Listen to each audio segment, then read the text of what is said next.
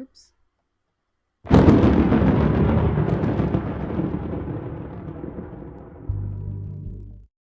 Hey guys, welcome back to Resistance Chicks. We're your hosts, Leah and Michelle. Today is Rosh Hashanah Eve. Hey! We're starting a new year. A whole new year in the Hebrew calendar. You don't even know what you're saying. You literally don't. Okay, so why is this important? Regardless of whether you follow the Hebrew calendar or not, historical events happen on Rosh Hashanah. It's really weird. We sold a car today. We did sell a car today for $600. Wasn't a big profit in that. But you are not going to want to miss today's show. Out of all the shows that we ever do, this one is so jam-packed full of bits and pieces that could be their own hour-long segment. It's just going to be 2 hour long segment. Thing after thing after thing. So you're not going to want to miss it. And you're going to want to share this one. And you are going to want to share it. Tell you to share. I know what happens when you share things on Facebook and with your friends and your family.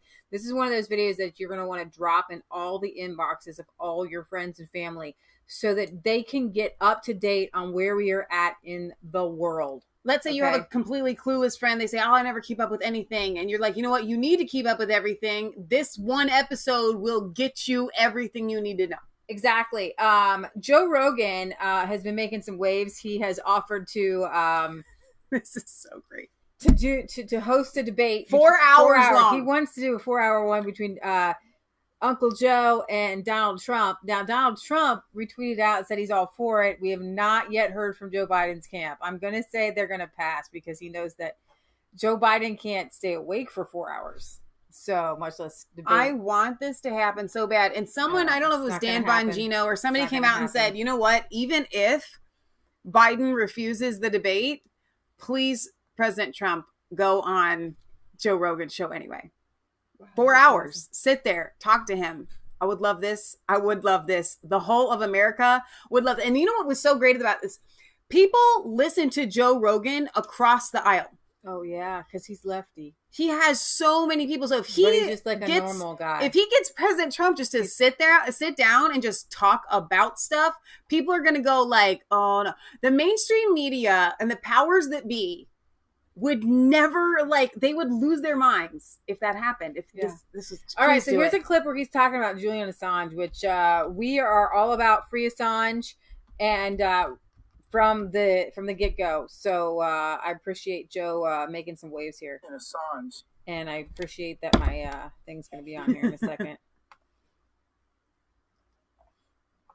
Oh, come on, baby. So I'm going to share this on Facebook. This is your opportunity to do the same exact thing right now as Leah plays Joe. Joe, don't you know? Come on, Joe. Come on, Joe. We want to hear what you have to say about Assange. Pray for Julian Assange. Please don't let them kill him in prison because that's their goal. He's literally been tortured.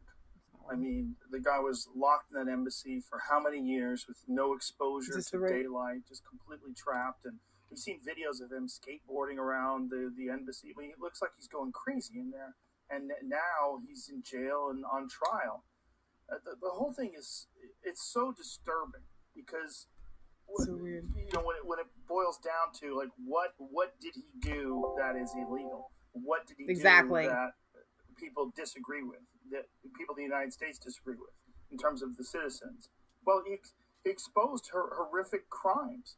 He exposed things that were deeply that the United States citizens are deeply opposed to, and the fact that is something that you in this country can be prosecuted for, that they would try to extradite you and drag you from another country. They kick him out of the embassy and bring him back to the United States to try him for that. It seems like we're talking about some kangaroo court. It seems like we're talking about some dictatorship where, you have these no protection to freedom of speech, no protection under the First Amendment, no protection under the rights of the press. Absolutely. Thank you, Joe, for speaking out on that. I really appreciate that. With Joe talking, just bringing up the fact that you have to have freedom of speech, you have to have freedom of the press, or we don't have any freedoms at all. Right. And the left is definitely trying to shut everyone down when it comes to speech right now. Heavy censorship on Facebook, heavy censorship on Twitter, heavy censorship across the board. I know Senator Josh Hawley is trying to do something about that, but unless there's bipartisan support to get everybody on board, it seems that we have an uphill battle, but we thank God that He is bigger. Now, getting some, you could say, some more mainstream press. You have Kimberly Klacik, who she's running for Cummings' spot there in Baltimore, Maryland. And it's a given that always goes to a Democrat. Right. She has come up with the most powerful ad I've ever seen. I'm not going to play it. We've played it before because we got a lot to cover today. Red dress and these red high heels. She's walking down these streets like a boss. And what's amazing to me is the way that these women on The View, which you kill brain cells by watching The View. So go get some Brain Force Max or something when you're done. But in order to get let's try this one. Okay, we haven't used this one in a while, but we'll just try. Get her view out there. Right. Okay. She's out there on The View. And they just slammed her. And Joy Behar, I wanted to bring down a hinge and say, this is Joy Behar and this is her unhinged. All right. This was not a fair interview in any way whatsoever. Fox News plays nice with people, but these girls went unhinged. Wanted to publicly downplay the threat of the pandemic, even though he knew it was spread through the air and was going to be very deadly. Now we see how the virus is disproportionately affecting the African American community. Do you think continually downplaying the threat costs lives? That's a great question. Thank you, Sarah. First of all, I think that we try a different one. I just don't know if they'll be able to hear it from your laptop. We don't want it to be garbly. Sorry, guys. Let's see. As a country. No, we'll just let's hook it up to the TV. We can get more volume out of the TV. How do I do that? I'm just going to turn it up. Okay. No, but it's coming out my computer right now. It should come out now with it unmuted. Okay. No. Shrink that. Sorry, guys. Technical difficulties. I love my life. Try that. There we go. The threat of the pandemic, even though he knew it was spread through the air and was going to be very deadly. Now we see how the virus is disproportionately affecting the African American community. Do you think continually downplaying the threat costs lives? That's a great question. Thank you, Sarah. First of all, I think that, we didn't handle the pandemic as a country great as a whole. This is why I talk about bringing the biotech industry right back through the Baltimore City port. We allowed a lot of jobs and manufacturing to go overseas thanks to NAFTA and the Bill Clinton administration, and that's why he's pulling it back. Had we had that medical equipment industry here, we probably would have been more equipped to better handle the pandemic. Now, you're saying disproportionately affecting Black lives. If you look at cities of Baltimore, you've got things called like a food desert. And this is where you're sitting there and they don't have grocery stores. They don't have what they need around them in their neighborhoods. And so, yeah, I believe a coronavirus pandemic would affect us more. I mean, look at my campaign ad. Look at the living conditions. That would affect us more. Absolutely. That's why I'm running for office. Come on, Kim. Excuse me. I have to say something to you. He told Bob Woodward that it was a very serious issue and it's airborne and that it was terrible. And then he went out and told the American people, don't wear masks. It's all going to go away. You have to put some blame on your president. I'm sorry. You're putting it on something extraneous here. Talk to the point, please. Is this Joy speaking? The same Joy? The same Joy that paraded around in blackface not too long ago? Come on, Joy. I don't think you should be asking these questions. I am African American. Excuse me. The Black community had my back. They know that was not blackface. That was an homage. Oh, please, just answer the question. The Black community has your back? The black community has your back. They do. Sonny, The black community did not vote for you. Well, The black community did not vote for you. What It was planet during are a you special living election. on? Sonny, can I speak? What It was planet during- are you living on? It was during a special Wow. election while we were still under lockdown, and I did not talk to people. Can I speak, or are you just going to speak over This me? becomes a big. Listen, Be respectful Kim. to Good Joy. luck to you. Thanks to Kim That Close. was very immature, but thank you for having me. Those women, every single time we play them on this show, it's like I somehow am like hopeful that they won't be complete imbeciles and so childish. She spun around in her chair Wow. and said the black community does not have her Wow. I mean, I'm like, how old are you? back because blacks have to vote Democrat. And then when Isn't that when racist? she was asking to like be able to speak and how immature they were, then we got Joy like, oh, sorry, you got to go. It was nice having you. See ya. Like, do they realize that They what didn't they look have like? her on to talk about her policies, to talk about Baltimore, to talk Right. about what she wanted to do. They wanted Right. her. They wanted to corner her on you. Everybody now is responsible for everything Trump says. Sure. We have issues all across. This is what I would have said. We have issues in our communities, and we don't have to support everything Donald Trump says. And I don't have to come on your show and answer for everything Donald Trump says. I have to answer for my community And my Because policies and that my I'm trying policies. to put forward and what I'm and what running I under. just said to you was that we have offshored medical equipment, Right. which is what we all were talking about. Where It's were you when we were running out of masks? Where were you when we were running low on PPE?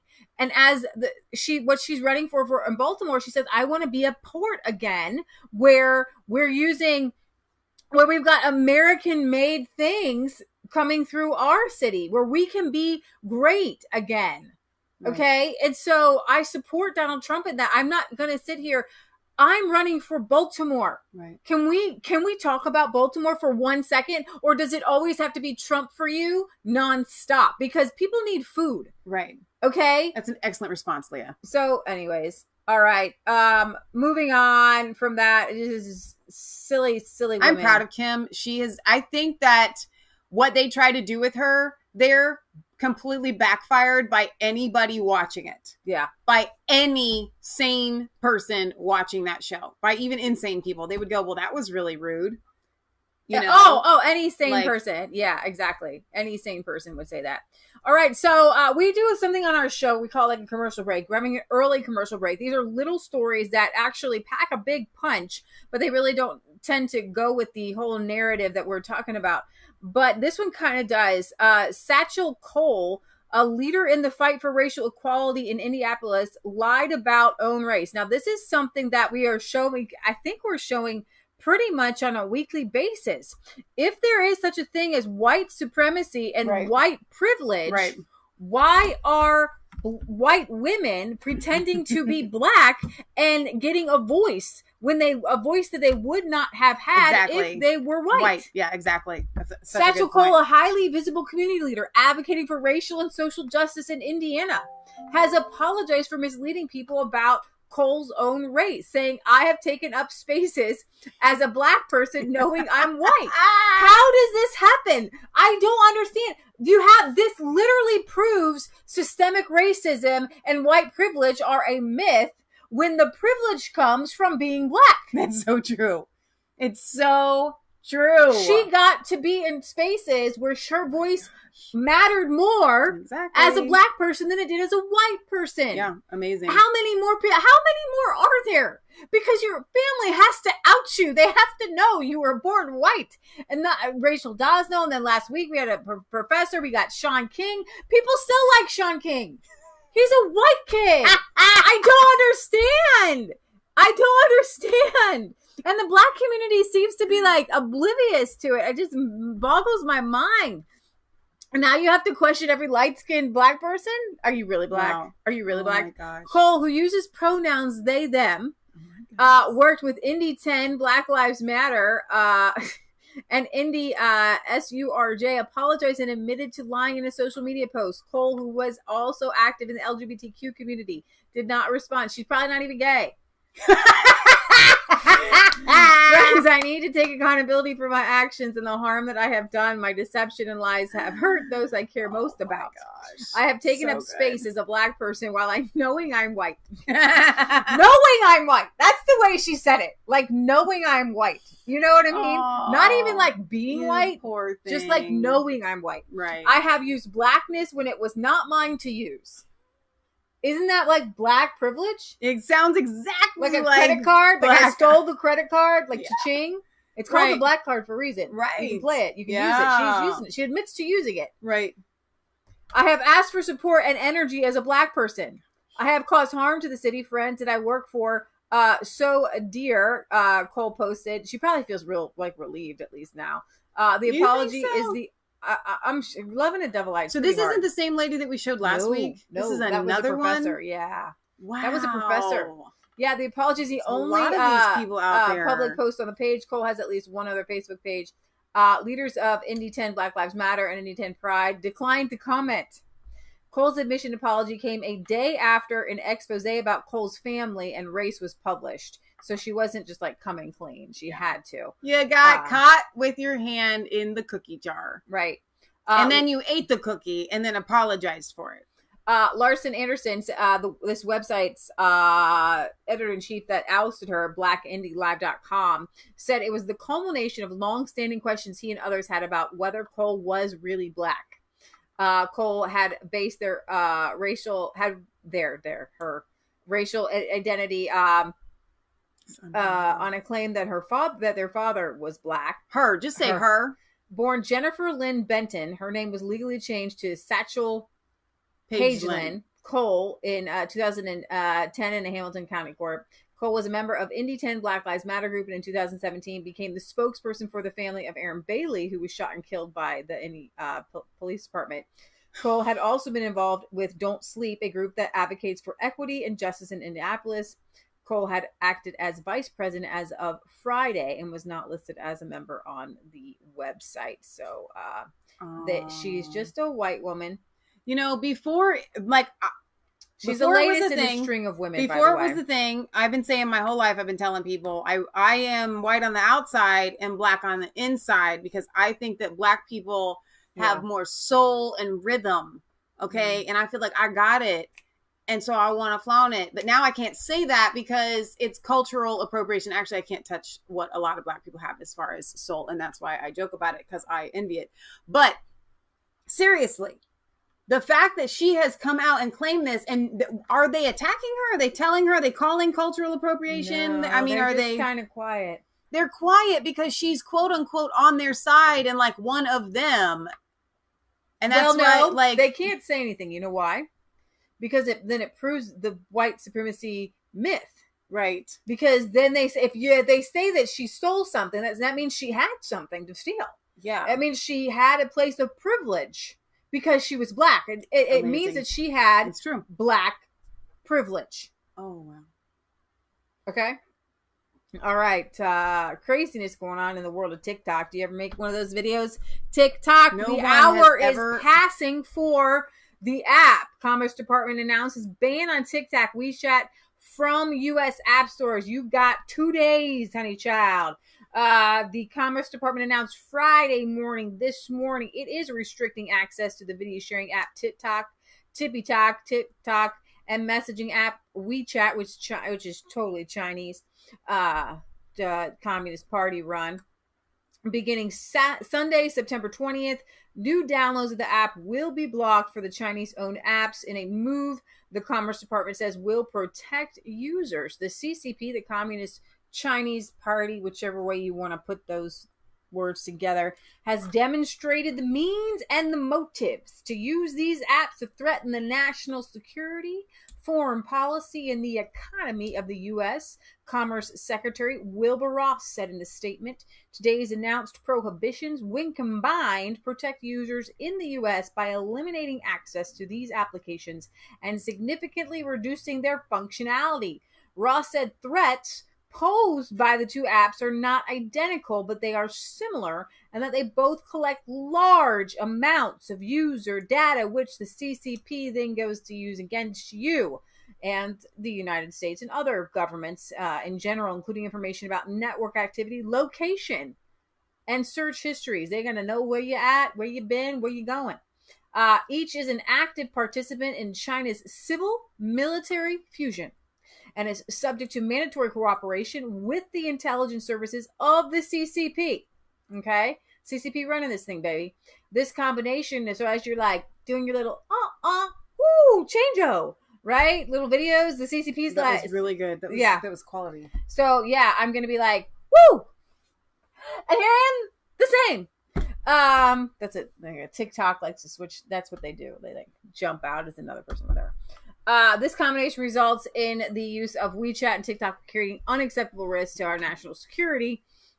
Somebody said this is so funny. So while I guess our Halloween trick or treat's allowed to go on, some like in California it's not. But okay. Somebody said ours as in Ohio's. Yeah, why do we need it? Because people just dress up as monsters and whatever they play dress up for TikTok. I don't know if you've seen some of those videos. People dress up and they do all kinds of makeup things. I mean, people do Halloween-y things. And TikTok is just all about this weird narcissism of like. So my understanding of TikTok was all about dancing. Like a lot of people use it for dancing. Quick dances. Yeah, there's a lot of stuff to do. Now, okay, so I have two thoughts on here that are completely separate on the TikTok subject. I am not upset. I don't use TikTok, but I'm not upset that it's going to kind of go away because I know that it is used for a lot of young girls and boys getting into things in trouble and meeting people that they should not. And I think it's a really dangerous place for young people. I think a lot of perversion happens on TikTok. I know a lot of witchcraft actually happens on TikTok. So that's an aside. I'm not upset from that standpoint. That kind of makes me, I'm not upset from any standpoint, but that's one that I'm not upset about.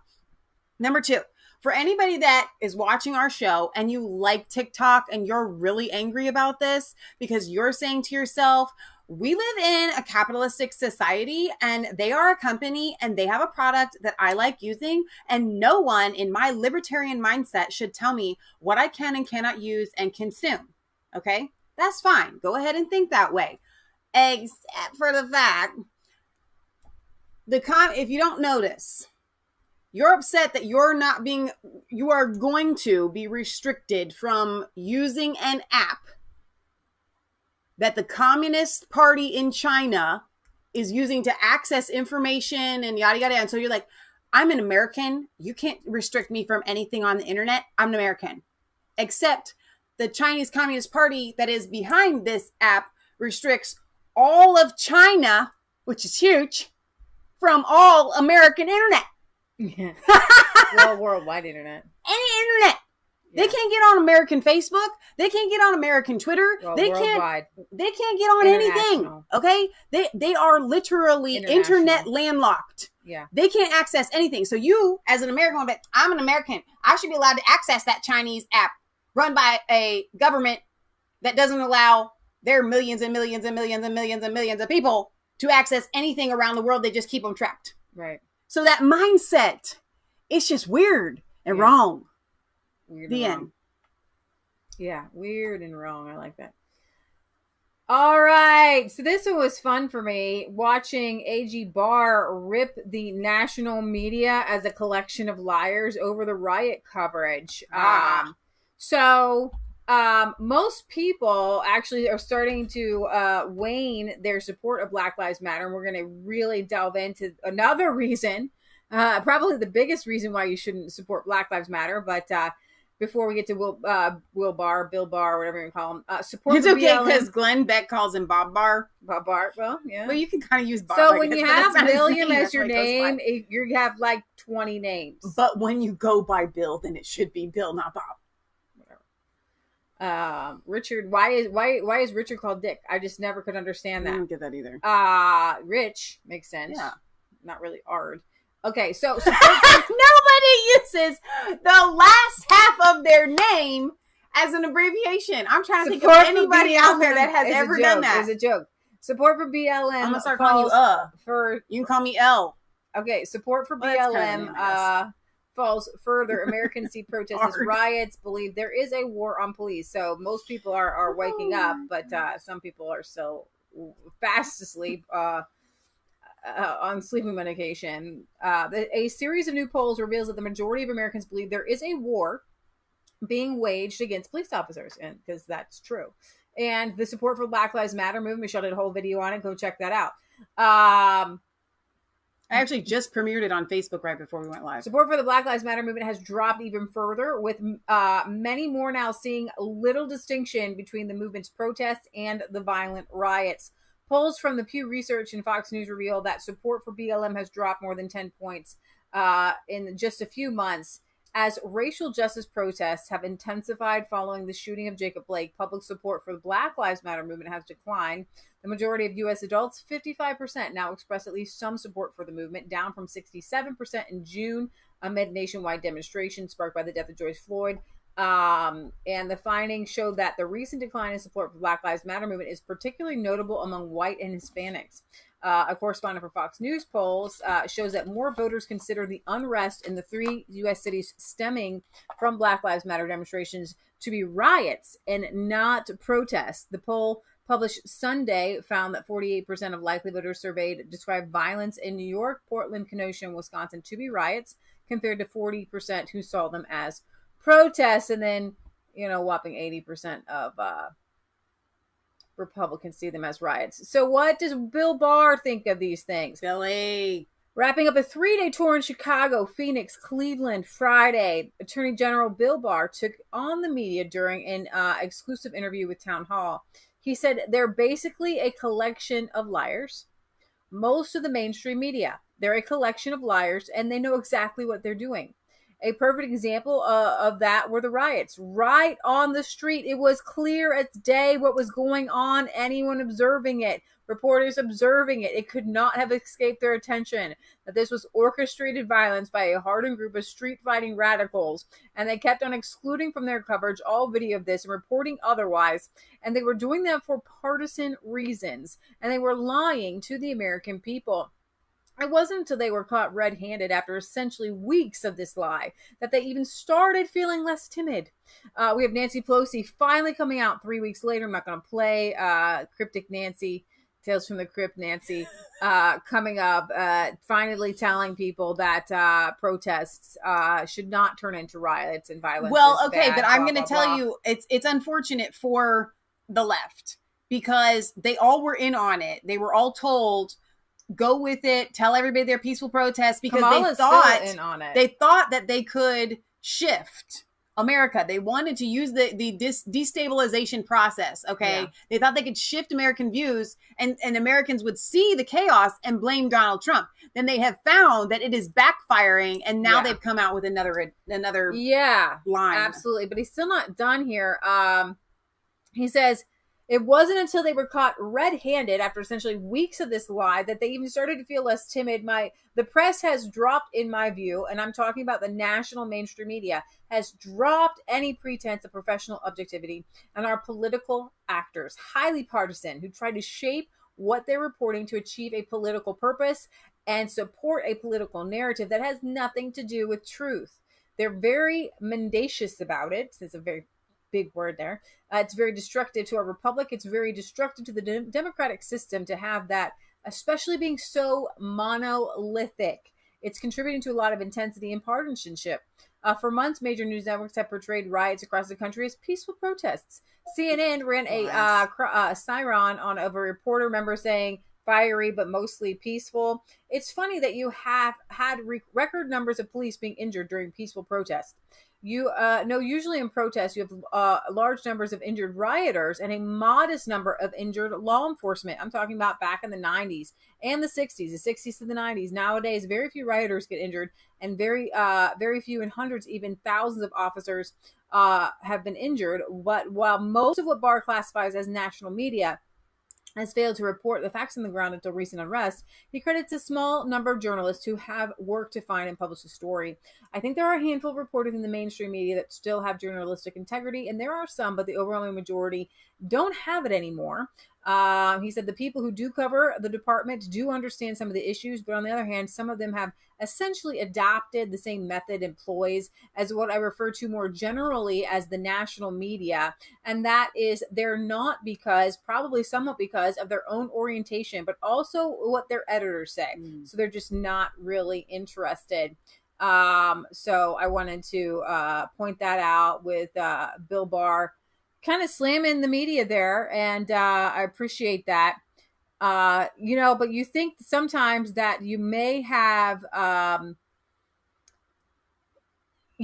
moment where Fox News is doing a good job, and then you may have a moment where Fox News gets caught as the man behind the curtain in The Wizard of Oz, right? Like you think that or I guess I could say like an Easter bunny costume, and then you find out it's just some like deadbeat alcoholic underneath, right? Like it's more of like a nefarious monster. Who is behind the Fox News Easter bunny, costume, right? Yeah. We do know that this horrid face is one of those. And I think we could safely call him Voldemort because it is the name. If you've never seen any of the Harry Potter series, you may not understand that correlation there, but it's the name that you're not allowed to say. And Fox News has said on air to Newt Gingrich, you can't say it.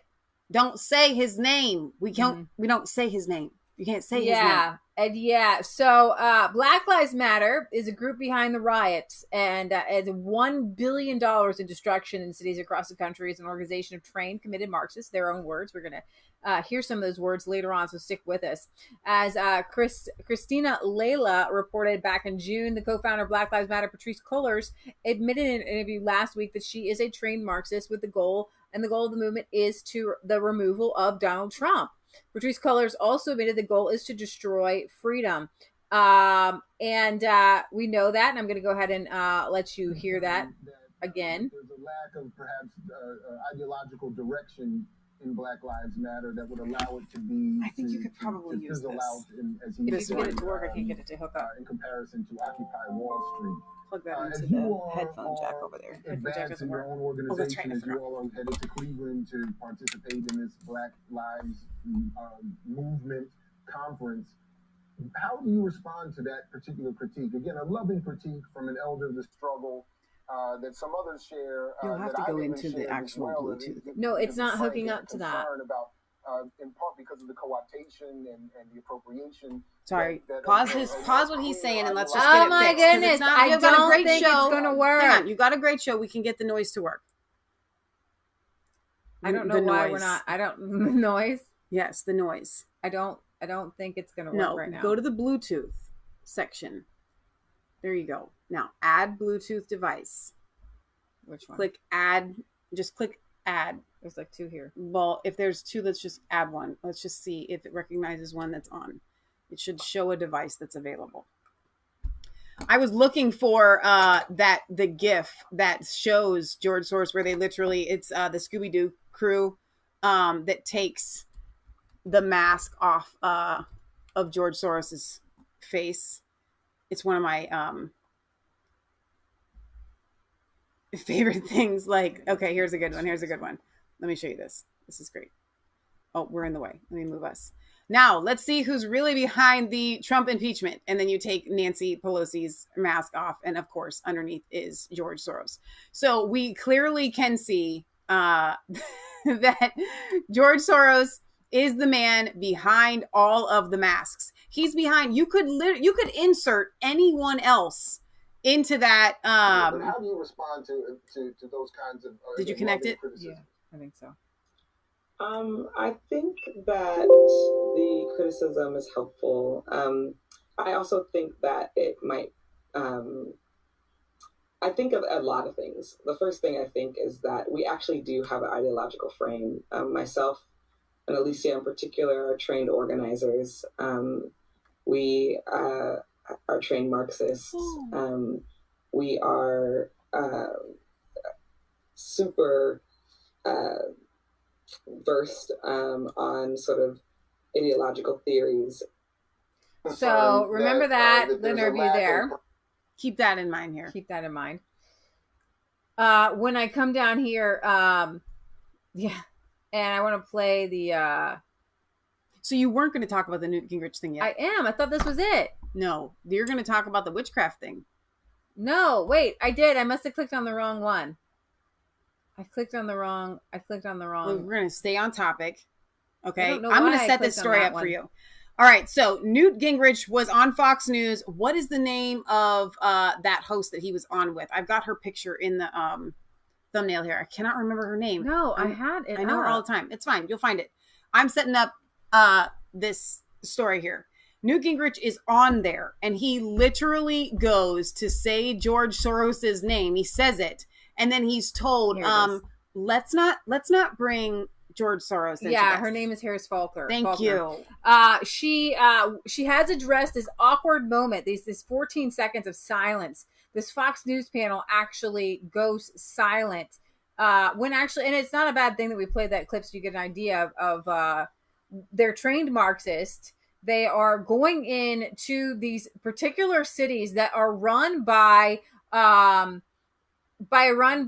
district attorneys, run by state attorneys that are bought off by George Soros. Not even just bought off, but literally George Soros's all of his different Minions, societies is they're whatever you call these organizations. They've put millions of dollars into far left candidates. They have an agenda, this really crazy, weird communist agenda.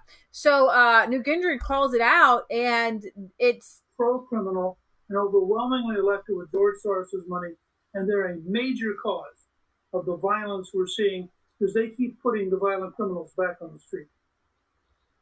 I'm not sure we need to bring George Soros into this. I was going to say you get the last word, Speaker.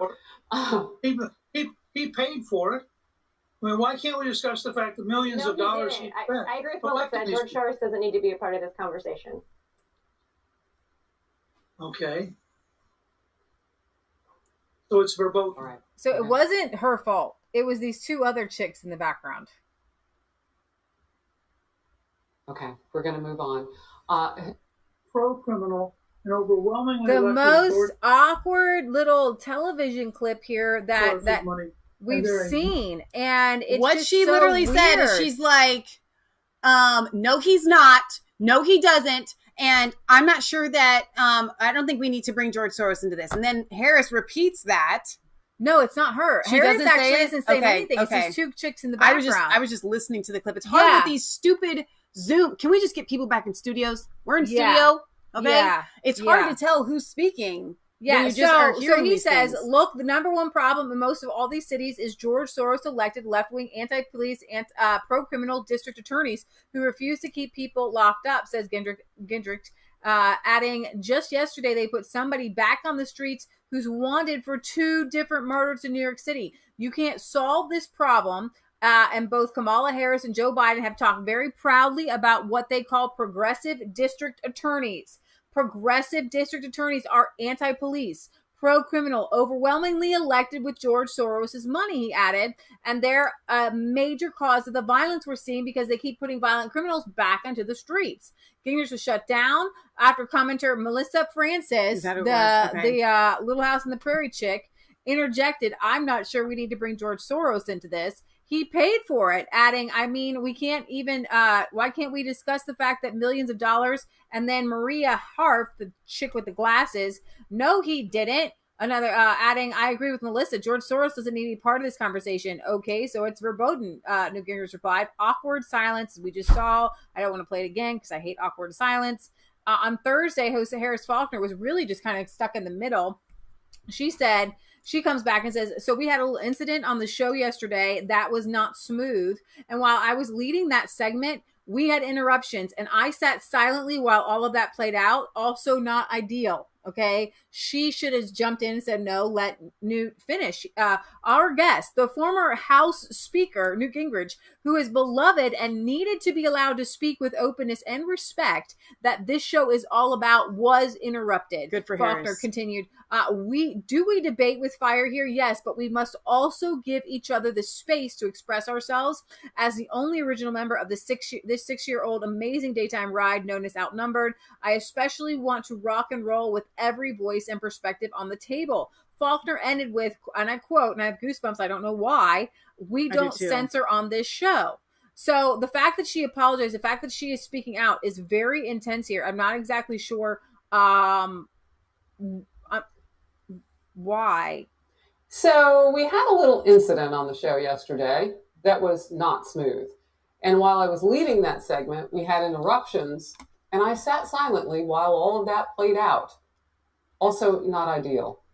Our guest, former House Speaker Newt Gingrich, who is beloved and needed to be allowed to speak with the openness and respect that the show is all about, was interrupted. Do we debate with fire here? Yes. But we must also give each other the space to express ourselves. As the only original member of the 6-year-old amazing daytime ride known as Outnumbered, I especially want to rock and roll with every voice and perspective at the table. We don't censor on this show, and that's why we're winning weekdays at noon. So meanwhile, Gingrich it was still a little bit creepy that she had to read that. I know, but Gingrich was right. In 2016, Soros openly expressed his intention to reshape the American justice system, because that's how he knew he could reshape America, and pouring funds into powerful district attorney races.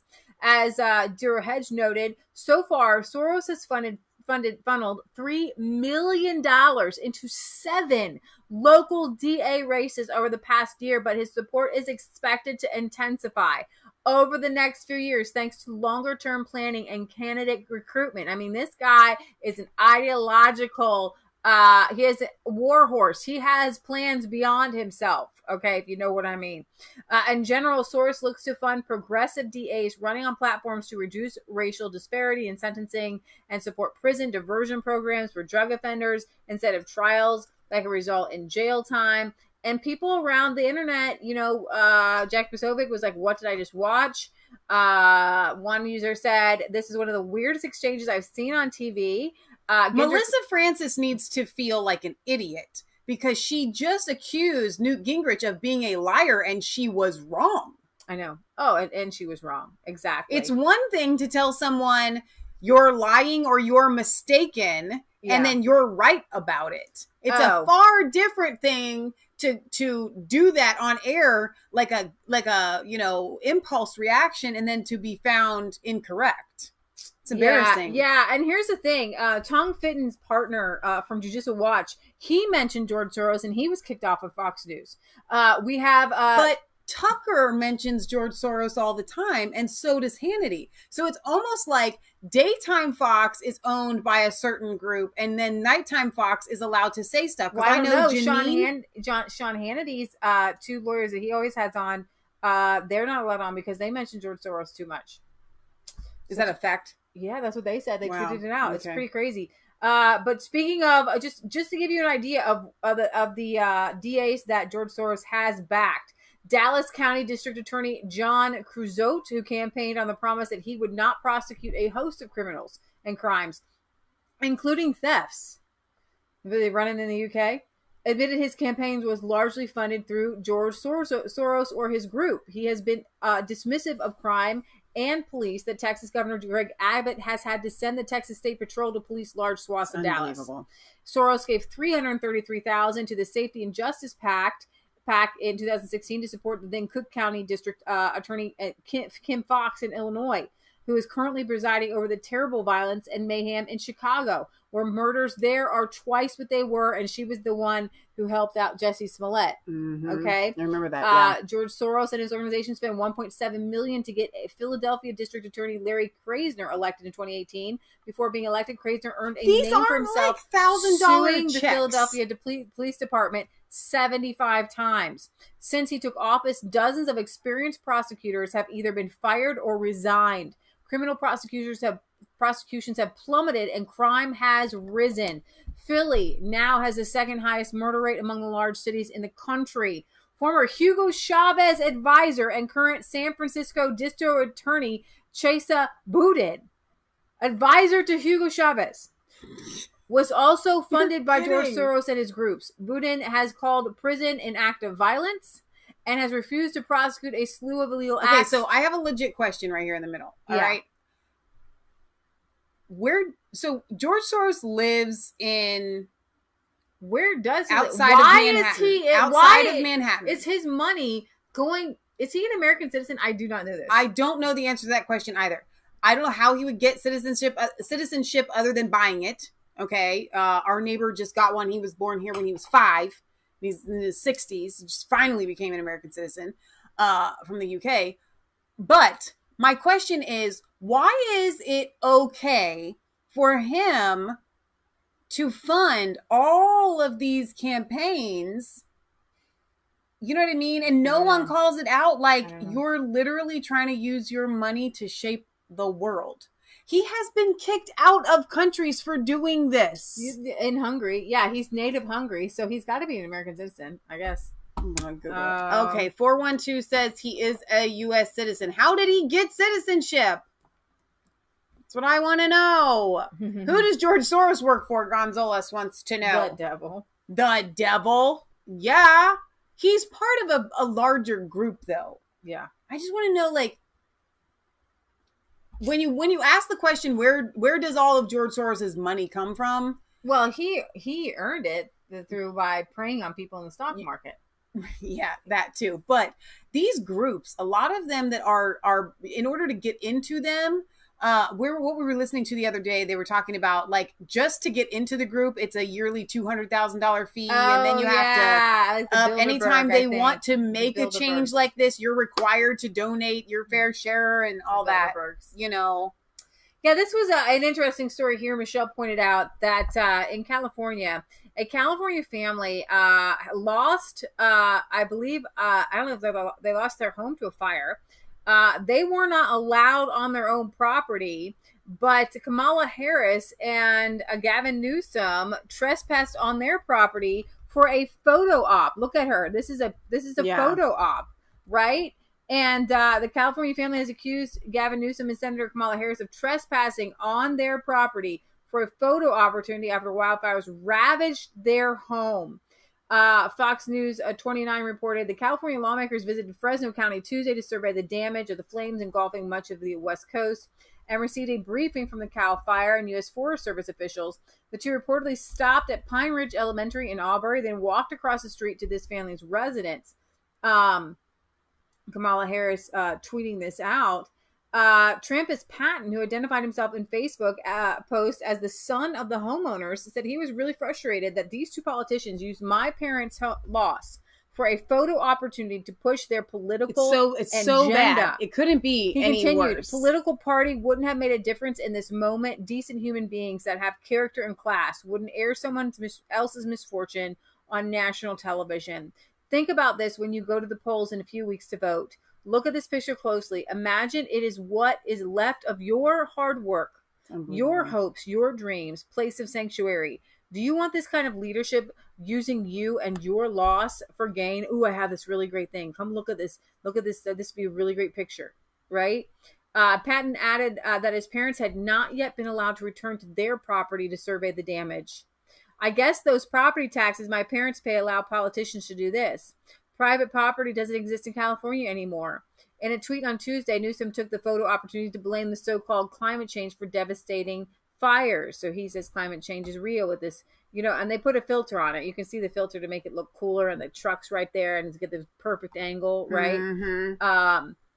However, what if that was your burned out truck? What if that was your burned out home and you hadn't been allowed there to see it? And that was the thing that got me when I read the article last night. I was like, hang on a second. These people have been told they can't go back onto their property. Mm-hmm. And yet Kamala Harris is allowed on for a photo op for political purposes. I mean, come on. Yeah. What do we got Tulsi up here for? Yes, Tulsi. Love her. My main gal. I love her. She is now She's proposed a bill to ban ballot harvesting. Now, if you don't know what that is where you get a ballot in the mail. Now, before we had, let me explain something, the difference between absentee ballots and ballots just being mailed out to every person. It's hard for me to overstate this. If you request an absentee ballot, which we've had for like ever, you have to prove your identity. Yeah. With mail-in ballots, they just mail them out to everyone. Okay? Whether you're there or not, probably dead people on the rolls, people who have moved. Okay? What if you're in two different places? You get two different ballots. Not only there is no way to check. There is absolutely no way to check that you're not double voting in like two different states. Well, not just, okay, yes, that was what I was thinking. There is a way to check eventually. Now, what they want to do is drag this thing out forever. So you could mail in your ballot, okay, and you could go in and vote. On election night, your vote's going to count, right? Right away. And then later on, they're going to count your vote again, and then it's going to take who knows how long to figure out that you've already voted, and the pure chaos of this. And so what ballot harvesting is people like go knock on your door and say, have you turned in your ballot? I'll take it for you. Not like, hey, let's put it in the mailbox. You got a mailbox? Let's put it in the mailbox. Let's flick the flag up, right? I'll take it for you. I'll deliver it for you. No. Who are you no one should be taking your ballot. No one should touch your ballot. No, this is not how this works. With absentee ballots, it's like the only exception. And there's no way to prove whether they dropped it off or not. Yeah.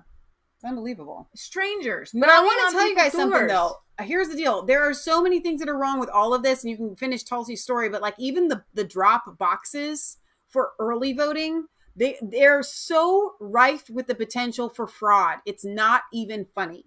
Go ahead. Yeah, so let me get her video up here. I don't know why, because she's got a really cool video up of it, and it's gonna be here. Kelly B says, yesterday we got 4 ballots with a post office security. So you literally got ballots in the mail mailed to you, because we have had the opportunity to request absentee ballots mailed to us, but we haven't had literal ballots mailed out to us.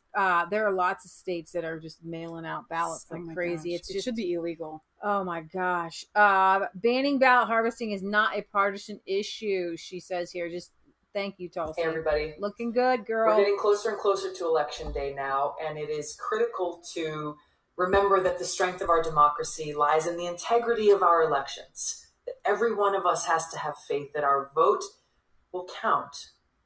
But right now, there are still many states in our country that allow for something called ballot harvesting.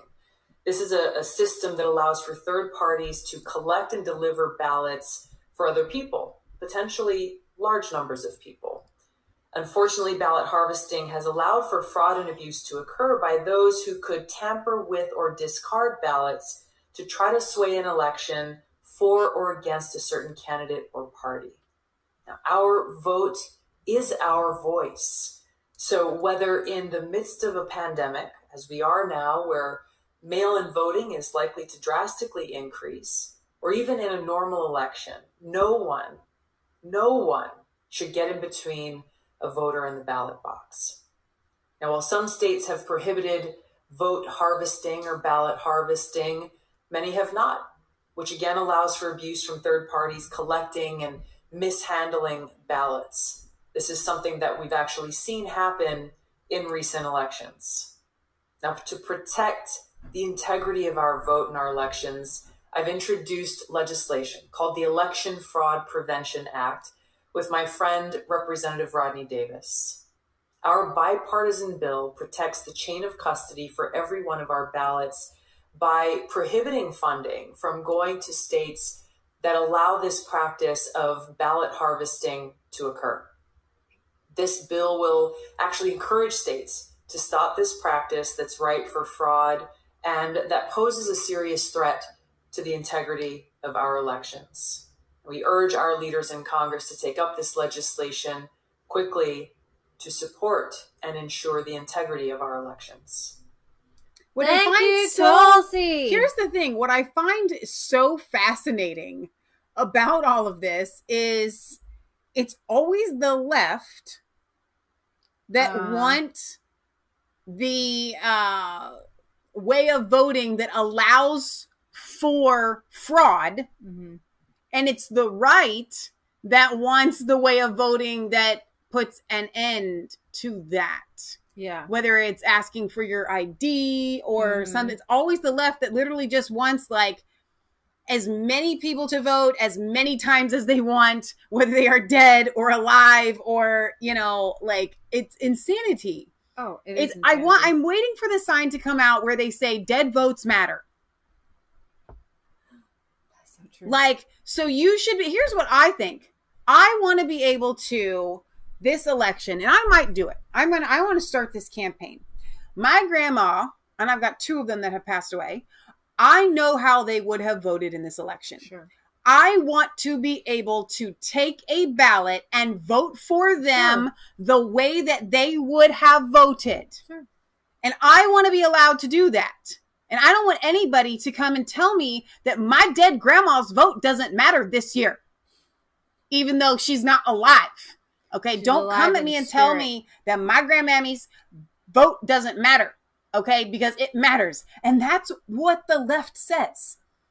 They have no problem with dead people being on the ballot and then some person gets paid to go in and vote for their name. They don't have any problem with that. They're happy with that. Just so long as they vote for, what's this guy's name again? Because he can't remember. Yeah, so here's, we're going to play, this is our Uncle Joe segment where we play you know the thing. Some of his clips just from this week. Because every week there's more and more and more. This one, he says, if only Donald Trump had said something about coronavirus during the State of the Union. No, he didn't. Imagine if he had just, Amy, on the State of the Union that year. That year? Spoke up and said, we got a problem. We can handle it. Protecting Americans' health also means fighting infectious diseases. We are coordinating with the Chinese government and working closely together on the coronavirus outbreak in China. My administration will take all necessary steps to safeguard our citizens from this threat. Imagine if he had just, Amy, on the State of the Union that year. Now pause. I want to play Joe's defense attorney. Okay? What Joe was, and I do this every time you bring it up. What Joe was trying to say there was imagine if Donald Trump, because he said that year, if we're going to dissect words, he had to have been talking about either last year or the year before that, okay? Or the year before that, where he didn't mention coronavirus. And the fact that he didn't mention coronavirus that year as my client, Joe Biden, I think is his name, was trying to state shows that he didn't care about the American people. The fact that he didn't know that COVID was coming and he didn't prep 3 years in advance or 2 years in advance or 1 year in advance. Imagine if in those, because he said that year, imagine if in those years he had said something at the State of the Union address. Boom. Okay, well, I got another one for you. I decipher this one. I got this. You could take care, if you were a quartermaster, you can sure in hell take care of running a department store thing, where in the second floor of the ladies department or whatever, you know what I mean? I'll give you a second time. Take care, if you were a quartermaster, you can sure in hell take care of running a department store thing, where in the second floor of the ladies department. Okay, you know okay, hang on. I don't know if he's talking about somebody in the military or not, but all right, okay. All right, Joe's defense attorney, Michelle.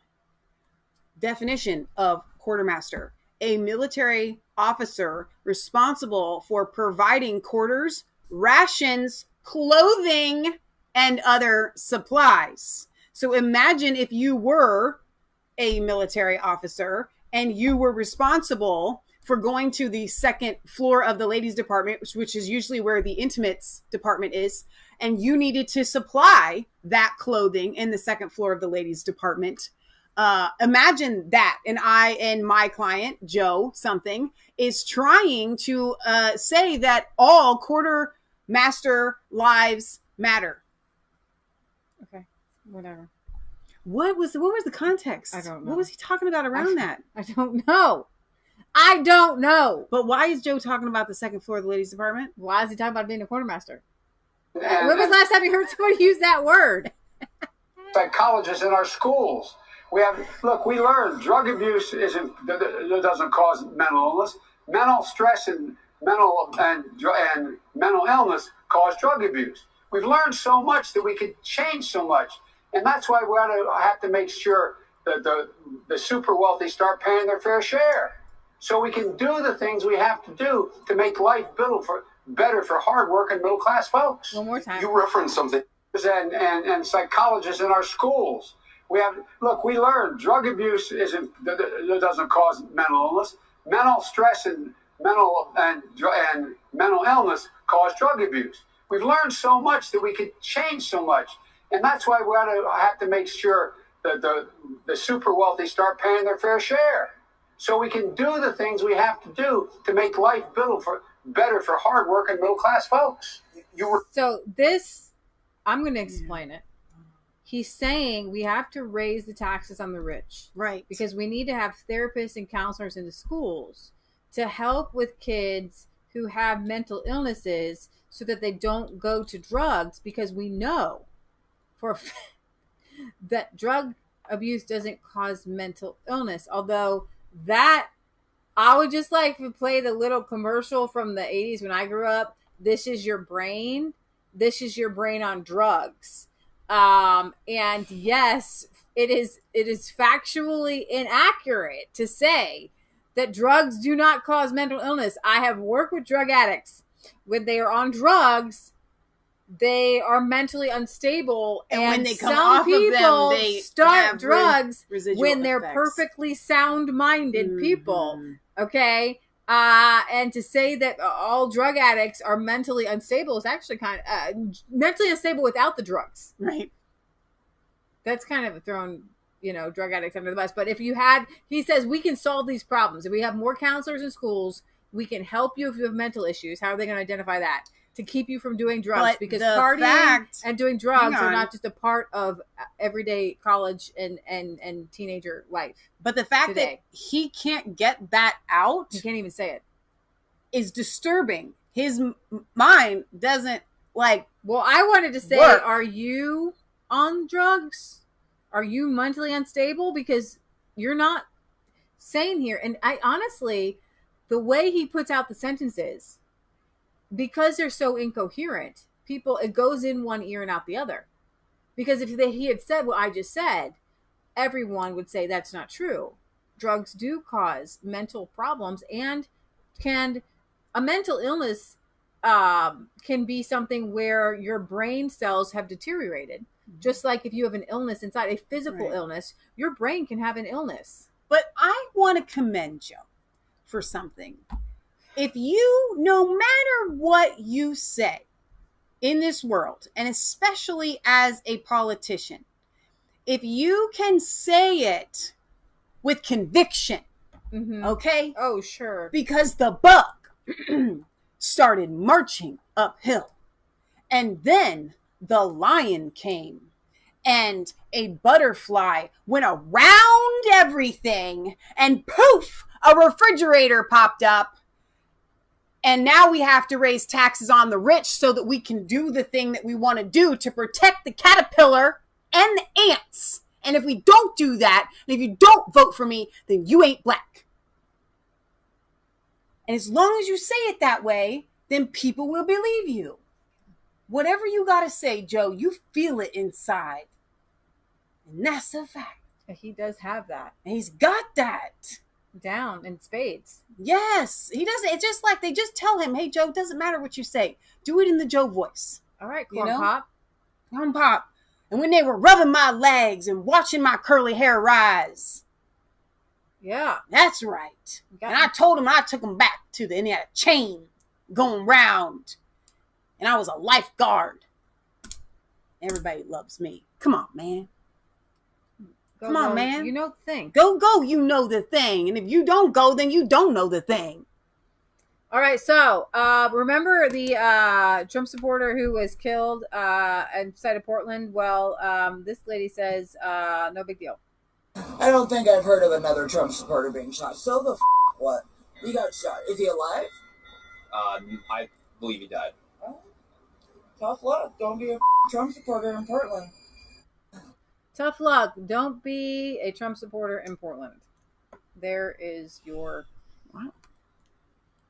thing for the day. Okay. There is your thing for the day. So apparently, it's okay to be killed for your political beliefs if they don't align with what others around you believe, and then they might kill you.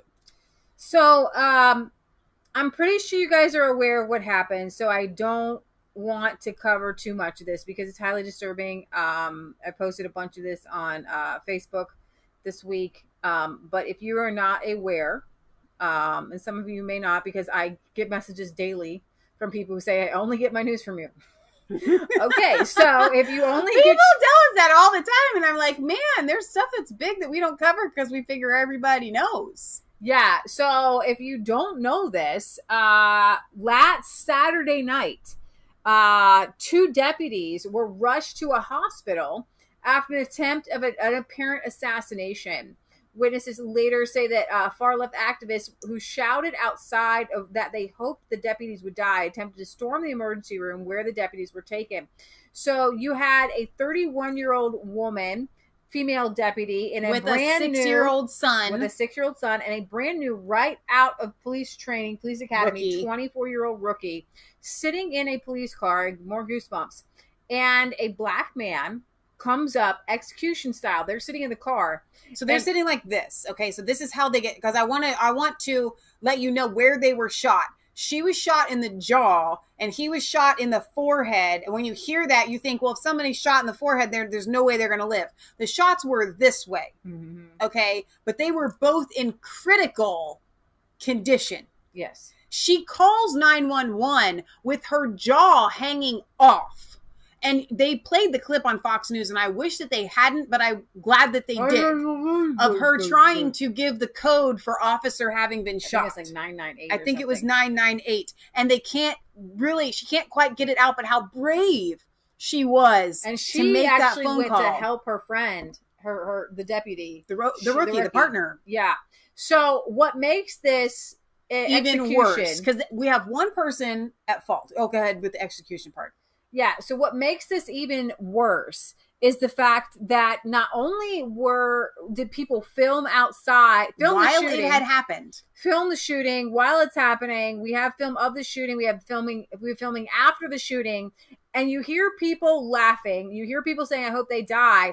And then, in addition, you have Black Lives Matter people going to the hospital and blocking the entrance and the exits to the hospital.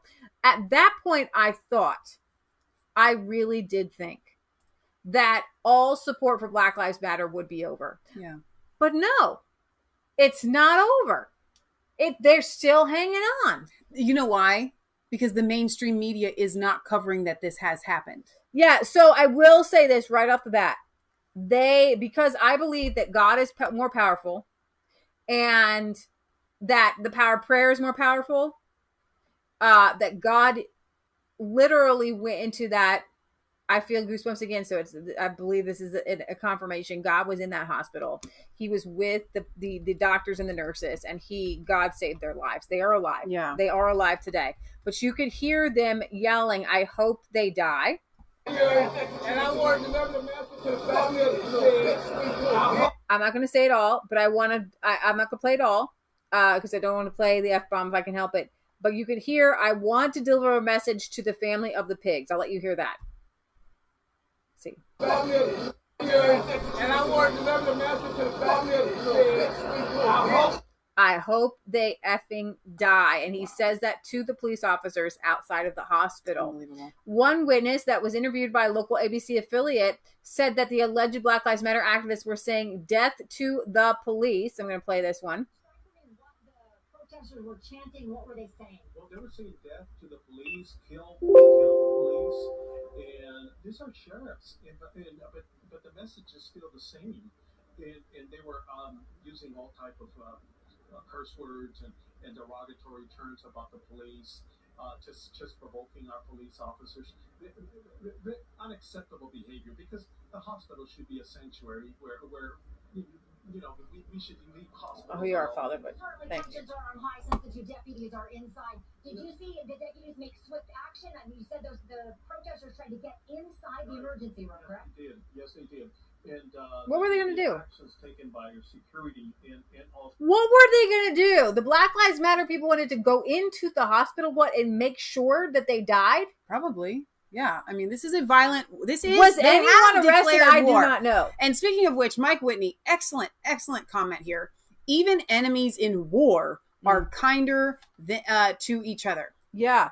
Journalist Ryan James Gerdsky also identified the protesters as being Black Lives Matter supporters, writing, Black Lives Matter activists saying y'all gonna die one by one to the police officers as their colleagues are fighting for their lives. Even after the police were shot, Black Lives Matter protesters were blocking the entrance and exit to the hospital. This is not a peaceful protest. Are there going to be F-bombs in here? I don't think so, but if there just are, in case. Yeah, you never know. Get your children out the room. What's up, there, Black families? Cowboy Players, African Town Coalition. We are out here at St. Francis Hospital, where 2 of America's most notorious gang members have been brought to. We're going to go up here and just check on these murderers right here and see what's up. You know what I'm saying? So let me turn this around. Oh, let me put this one out. I'll say this for later.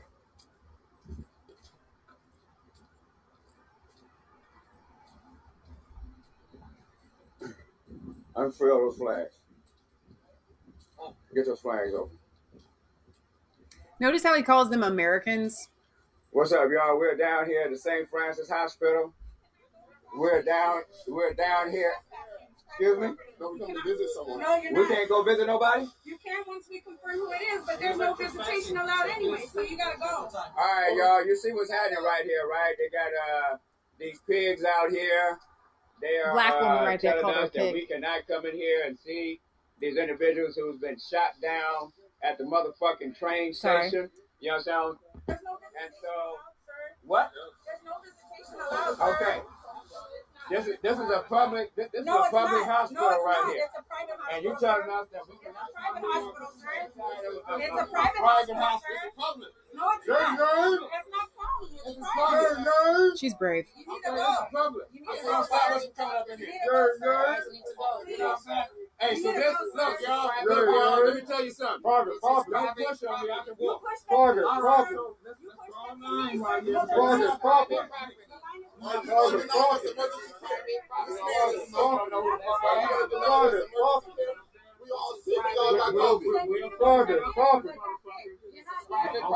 So they're calling her a pig, calling them they're trying to breach into the hospital. And one yells, "Here, you're all gonna die." And the Probably more F-bombs. These are only Sorry, guys. phones. They're not guns. Put that shit down, you punk bitch. Okay, I'll just stop there. But you get the idea how satanic it is. I feel that, like, Leah, you shouldn't play this, and I wish I had a bleeper, because I feel like it's really important for people to know what they're saying and know what they're doing. Yeah. To be able to tell their family and friends, you can't support them. Right. Listen, they're saying you're going to die one by one. And I'm sorry that somebody who says you're going to die one by one is satanically possessed and is going to have all these curse words surrounding what they are saying. Right. And if we just shut our ears, which I know most liberal women will do, I don't want to hear that. They'll shut it off. Right. And they won't hear the violence. And so then they'll go and put a Black Lives Matter sign in their front yard. Right. So I feel like I should go around and like, you need to listen to this and know that this is what you are supporting. So journalist Buck Sexton on Twitter wrote, this ambush of LAPD was just like another assassination of NYPD officers Ramos and Louis in 2014 by a BLM supporter. Remember why BLM faded away as a movement the first time? Because of the murder of 5 Dallas police officers in 2016 by another BLM supporter. History repeats itself. And this is the gunman walking up. Here's the police cruiser. Activists online drew more alleged connections between people who were allegedly shouting vulgar things at the deputies while they were at the hospital. BLM protesters trying to breach St. Francis Hospital, where 2 officers are fighting for their lives. Here's my take on this specific situation. I believe, and this is why I did the video a couple of days ago about BLM being a terrorist organization. Yeah. When we look at terrorist organizations, we have cells. Sure. And within the cells, when a terrorist attack is going to take place, they know within that cell that it is going to take place, and everybody has their own part to play. Mm-hmm. I do not believe with the cold-hearted response to this, that man was acting alone without these people having foreknowledge of it. I believe that they didn't just show up like, hey, these cops got shot, let's go support it. Yeah. I think they knew about it ahead of time. I can't prove that. But it's either that. Yeah. Or the people that live there. Yeah. All of them. Right. Have gone to the dark side. Oh, yeah. Because no one would have that kind of response to someone getting shot. What are the laws? And forgive me that they're the Geneva Convention. Yeah. Right? Don't forgive me. Okay, so speaking of Geneva Convention laws. The dark side. Hang on. Geneva Convention laws show that when we're at war, there are certain lines that we don't cross. Right. They have crossed all those lines. They are not human, regardless of color. The white Antifa people, the black people supporting this, anybody supporting this is not human. That would be a really great lead in to the witchcraft section, but I'm not quite ready to go there yet. So just keep that in mind. It is run by witches. Angry leftist smacks 84-year-old female Trump supporter across the face at a Trump rally. And then beats another senior. A 33-year-old man, he is a black man, identified as Alvin Gary Shaw, was arrested after he beat at least 2 seniors. Speaking of having his name, we don't know. We still don't have the suspect caught. No. Yet that shot those cops. Go ahead. Right. An 84-year-old woman at a pro-Trump rally in Aliso Vejo. The irate leftist pulled back and smacked the 84-year-old woman across the face. This was after he burned her Trump sign. Here is a photo taken after the woman below was attacked by an angry leftist. And here, it's just so weird to me. Oh my God! Oh my God! He hasn't done! He hasn't done! Oh boy, heart-stopping moments when someone pulls a gun after a political protest gets physical. The frightening scene happened after a senior citizen and others were hurt during a scuffle. A man fought with people at the rally using profanities and even blew smoke in their faces. KCAL 9 Orange County reporter Michelle Geely has more on the rally that suddenly turned violent. Oh, and then he just took his hand like this way back, like he was going to punch me, and hit me right across the face. I don't know how well you guys can see it. 84-year-old Donna Snow was punched and bruised at the end of Wednesday night's Donald Trump rally in Aliso Viejo by a man who officials say had a knife.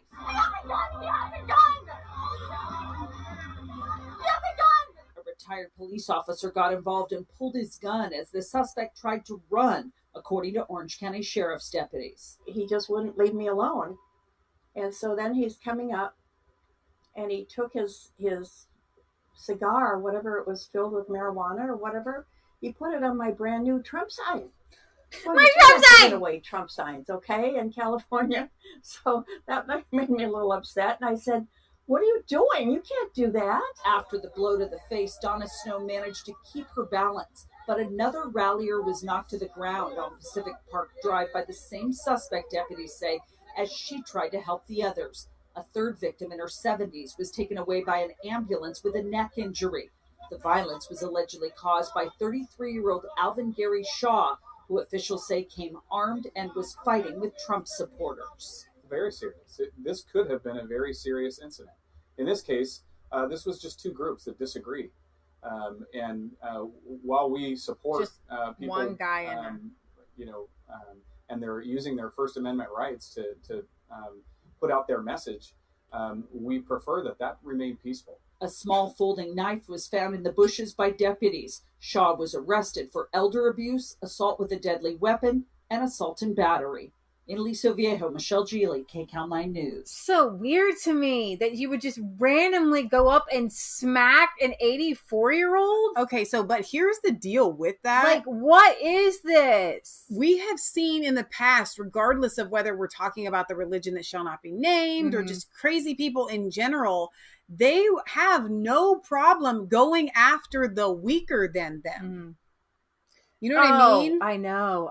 It's almost a cowardice thing to do. They don't mind going after children. They don't mind going after the elderly. They don't mind going after women.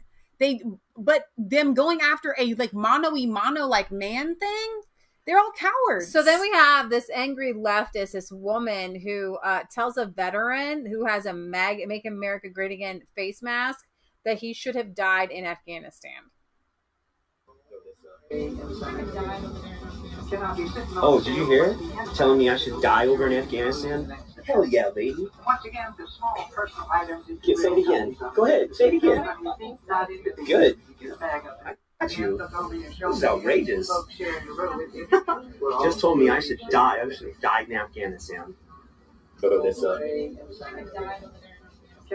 Oh, You should have died over there in Afghanistan. Lefty people they're crazy. Unhinged. They are. I'm telling you guys, the more that God is taken out of society, this is the result. And then you have made them more the sons of the devil than you were yourselves. That's a scripture. And then a child gets egged at a Trump rally. No, they didn't. This Trump rally incident was filmed by Laura Witzke, who is running for Senate in Delaware. She won the primary and will face incumbent Chris Coons. So we're out here at the Trump Fest. I wanted to show you what these tasteful liberals did to my little child. And after her primary win, Witzke said, "Hi, everybody. I just wanted to hop on here and say we did it. Thank you for your support, Delaware." And so I wanted to play this. Thank you so much. We're out here at the Trump Fest, and I wanted to show you what these hateful liberals did to a little child. Look here, this is what happened. They drove by, and they threw eggs at little children.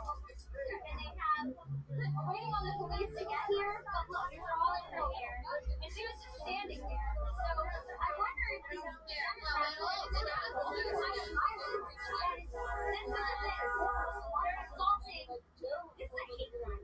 just for being conservative. Little children getting paid. That's disgusting. When like I said, we call the police and they're on their way. I'm glad they got the license plate number. They threw an egg. I mean, what if it hit in the face? I mean, there's just a lot that going on there that you would throw anything at a child. And okay, but what's more, any kind of violence, when you're going to do a physical act, there's a difference between an egg toss at an Easter picnic or a church picnic. Exactly. Okay. And throwing a projectile that can have glass-like shards break off of it. Yeah. At another human being, especially a child. It's unreal, these people. Yeah. Yeah. So you have the Black Lives Matter protesters in Pittsburgh were charged after harassing and cursing out diners. 3 Black Lives Matter protesters in Pittsburgh are now facing charges from police after they were identified as people involved in viral videos that showed them cursing at diners at an outdoor restaurant. One Black Lives Matter even chugged a person's beer. Whoa. I gotta draw the line there. Okay. Dude, we're in the middle of a pandemic. You don't go drinking someone's beer. Okay. Like maybe those people already have herpes of the mouth or any other kind of diseases that you can get that way. But that's why you don't share food. That's why you don't share utensils. That's why you don't share drinks. Yeah. Good night. We don't do that. Good night. No. That were caught on video earlier this month. 3 protesters are now facing charges. Channel 11's Liz Kilmer takes us through those charges and why they're being filed now. Videos of the volatile moments have gone viral across the nation, and now police have filed multiple charges. These court documents accuse the protesters of engaging in a course of disorderly conduct for blocks. At one point, they were at a McDonald's on Liberty Avenue, and they were also here on Penn Ave. She just talked her mouth facing several charges following chaotic moments caught on camera during a civil Saturday. I'm going to make a pause right here because when journalists are outside 6 feet away from someone else, they're just the virtue only signaling. reason they have the mask on is to say you need to wear a mask. It's stupid. It's not necessary, and it's not even part of the law. Protests downtown. One situation inside this McDonald's September 5th, where suspect Kenneth McDowell is seen here in pink in a confrontation with an employee. Another video went viral across the nation, catching the attention of President Trump. That footage showing a clash between the accused agitators and diners outside the Siena Mercado restaurant on Penn Avenue. Court documents say there, Sean Green, also known as Lorenzo Rulli, harassed an elderly couple, along with a third suspect, Monique Kraft. Court documents say the 3, quote, entered businesses and trespassed on restaurant property with the intent to create a hazardous and physically offensive condition to employees and patrons of these businesses. They did so by engaging in hostile tactics with the use of a megaphone, using offensive language, and attempted to elicit a violent response from any parties they could. In the days following the encounters, public safety officials stated they will protect citizens' First Amendment rights, but pledged to hold those breaking laws accountable, working with federal partners to identify the suspect. So this is just so absolutely weird to me that this is even a thing, right? How is this even a thing? Guys, when you blow a megaphone in someone's face, you can permanently damage their hearing. FYI, that can be an assault. Showing protesters in downtown Pittsburgh clashing with diners. City leaders are condemning it, and President Trump is calling those demonstrators thugs. Good evening. Thanks for joining us at 6. I'm Ken Rice. And I'm Kim Gable. The confrontation has gone viral and has police looking for suspects, witnesses, and victims too. Royce Jones is live tonight. And Royce, you're learning that an investigation is also underway too, right? Yeah, new tonight, we've learned there will be a joint investigation. Pittsburgh police, the FBI, and the U.S. Attorney's Office all looking into the situation. Some say was a bad look for Black Lives Matter. Here is the video. Demonstrators clashing with diners along Penn Avenue downtown. Nazi lives don't matter as she chugs their beer. Sending President Trump to Twitter Tuesday. Disgraceful. Never seen anything like it. Thugs, he tweeted. Public Safety Director Wendell Hisrick released this statement. What we saw this weekend was assault and battery. It was embarrassing. Who thinks that it's okay to go up to someone who's at dinner at a restaurant and take food off their plate or take beverage off their table? U.S. Senator Pat Toomey shares this message for local leaders. It's not acceptable, and people should be prosecuted. Should they? Where you do have incidents where people are engaging in harassment or disorderly conduct, that's not going to be protected by the First Amendment. Jerry Dickinson, activist and professor of constitutional law at the University of Pittsburgh, tells KDKA what happened last weekend does not represent the Black Lives Matter movement. Recent studies have shown 90% of protests across the United States have been peaceful. After demonstrations outside his house, Mayor Peduto tweeted Sunday, the city has granted extra rights for demonstrators and gave a warning about possible arrests for breaking the law. Some say the mayor should be more clear on the rules. Extremely important. for our elected officials to be communicating what is acceptable behavior or not. You know, because sometimes I just don't know. And it's not my fault if I didn't know that I couldn't just bring a megaphone up to somebody's face in a restaurant. No, but that's only 10%. You see, what gets me that he said, though, is 90%. Okay? You got to know when someone uses 90% that it's less than 90%. Because if you're sure of something and it's just literally a rare one-off, it's 99.9%. Now, Leah and I own a business. Requires us to go into people's homes a lot.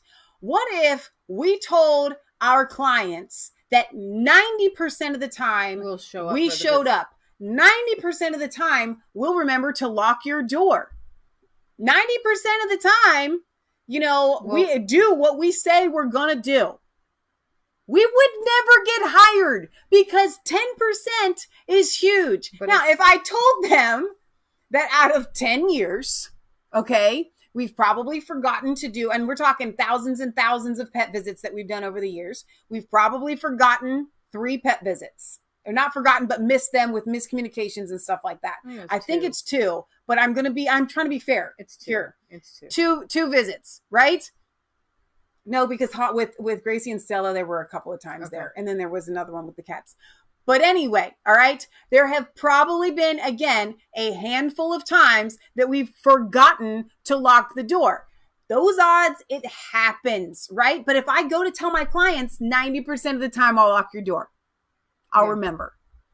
10% is kind of huge there. Well, guess what? It's way more than 10. It's way more than 10%. Here we have BLM protesters in Milwaukee, Wisconsin, surrounding a man's house. He has a Trump flag and a U.S. flag on the outside. He appears to have a gun ready for from the inside the home. He was arrested for brandishing a weapon. Everybody move your babies. Hey, Pete. Yeah, y'all see him? Hey, Pete. You're going to have bigger problems, man. You're going to have bigger problems, Pete. I would advise you to think twice. I don't think you know what's out here, buddy. I care about you. I don't want you to find out. So he's pointing his shotgun out the window. Pete. Hey, Pete.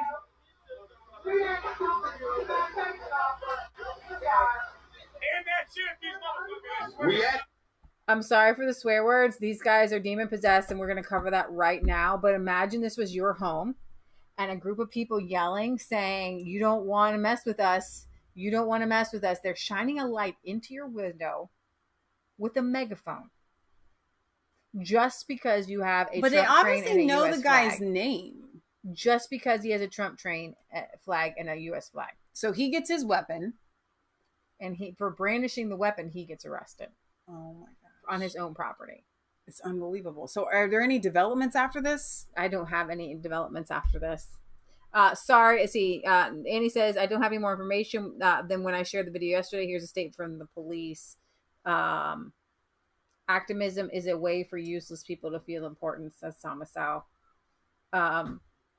So yeah, I don't have any updates on that one. Wow. I hope that somebody steps up and represents that guy, because you need to be able to protect yourself. And if you feel like your life or your property is in danger, you have every right to show that person that you will protect yourself. And the fact that we live in a country, and I got to tell you guys something. All right. As I was sitting here and I was listening to that, and I'm kind of putting myself in that man's situation. Knowing what I know now, it seems wise not to brandish your weapon, right? Mm-hmm. To call the cops. Thankfully, I live in an area where if I were to call the cops, they would show up. But if I lived in an area where I knew that the cops weren't coming, okay, and that kind of thing was happening outside, I might act the same way, fully knowing I might get arrested for it. You have to draw the line in the sand somewhere. You do. You do have to draw the line. And like we used to teach ourselves and teach our kids to be prepared for a fire. And you need to mentally walk these things through. Yeah. What would I do in that situation so that when that situation comes, you're ready to handle yourself responsibly and the way that you feel like your integrity, you know, so would honor. There's a huge segment I want to share with you guys here, and then another huge segment. I want to make sure I have enough time to do both of those before we have to call it quits tonight. But this huge segment I want to cover is Black Lives Matter witchcraft. So what I wanted to really put a foundation under, you've seen the riot videos, you've seen the cop killing videos, you've seen the harassment videos, and now you're going to see why it's happening. Because the devil he's the father of all lies, but he has come to steal. Okay, we see that with the looting. To kill, we see that with killing police officers. And to destroy, we see that with burning down property. Now, many good people have wanted to help heal and reconcile through Black Lives Matter, hoping that this would be the way and the mechanism to bring people together and to bring racial disparities and bring them to light. However, this, I forget his name here for Rig Nation. I don't know if you can Google Rig Nation to come up with this. This is a pastor's name. He's a minister. They've got Rig Nation is a thing that they're doing all over the country. It's the sons of gosh, I can't remember, but you could Google Rig Nation for me because it's kind of cool. I like this pastor. I want you to know who he is, and you can kind of go watch him. He's got this prophetic whatever. But he is being interviewed by another Black Christian. Her name is Nissy T. And she covers the news, and it's kind of neat the way she does that. It is on there's Rig Nation London, there's Rig Nation all over the place. You can go to Rig, there you go. I just wanted you to know who he is before we scroll down a little bit. They have keep going to figure out what their mission is to building a global prophetic and pioneering family that transforms nations, systems, and people. You can figure out his name here. Find his name on there for me so I can say it. I can give him credit for this. But Nissy T here, she gets walked through basically the witchcraft behind Black Lives Matter. She knows some of it, and she still is kind of wondering, can we support him even though there's witchcraft? And the pastor here, Michelle's find his name because for some reason I couldn't remember.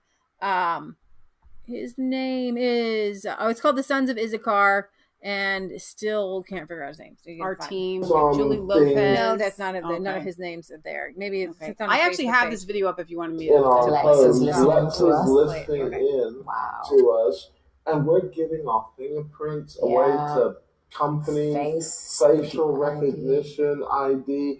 So we never give any of those things to our police station, but we're giving it to our government. Even not necessarily in the organization, but in that right here. Okay. Say I think pains my soul more than anything because I'm so sure, and I'm sure we've had many debates on camera and off camera with regards to Black Lives Matter, and I've been kind of a bona fide, real life, hardcore believer, not necessarily in the organization, but in the term and in the principle and the movement. Just because I've just throughout history, we've seen what's happened with Black individuals and racism and all these sort of things. So, I've been someone that's been quite vocal about it. But then we recently got some very interesting news. I'm not even going to say too much, actually. Let's just listen to this. And my tradition, you offer things that your loved one who passed away would want, whether it's like honey or tobacco, things like that. And that's so important, not just for us to be in direct relationship to our people who've passed, but also for them to know we've remembered them. We should be honoring them in all the ways, whether it's protesting through art, through putting up signs on the freeway. They want us to remember them because they know what it is. They know what it takes for them to be remembered. So it's a very important practice. Hashtags are way more than a hashtag. It is literally. I think that was it. Almost resurrecting a spirit so they can work through us to get the work that we need to get done. Right. You said a lot of things important, but you said something important about remembering them. And I also feel that even beyond remembering them, we're invoking them. right? So this is an invocation, right? This is a recognition that ceremony.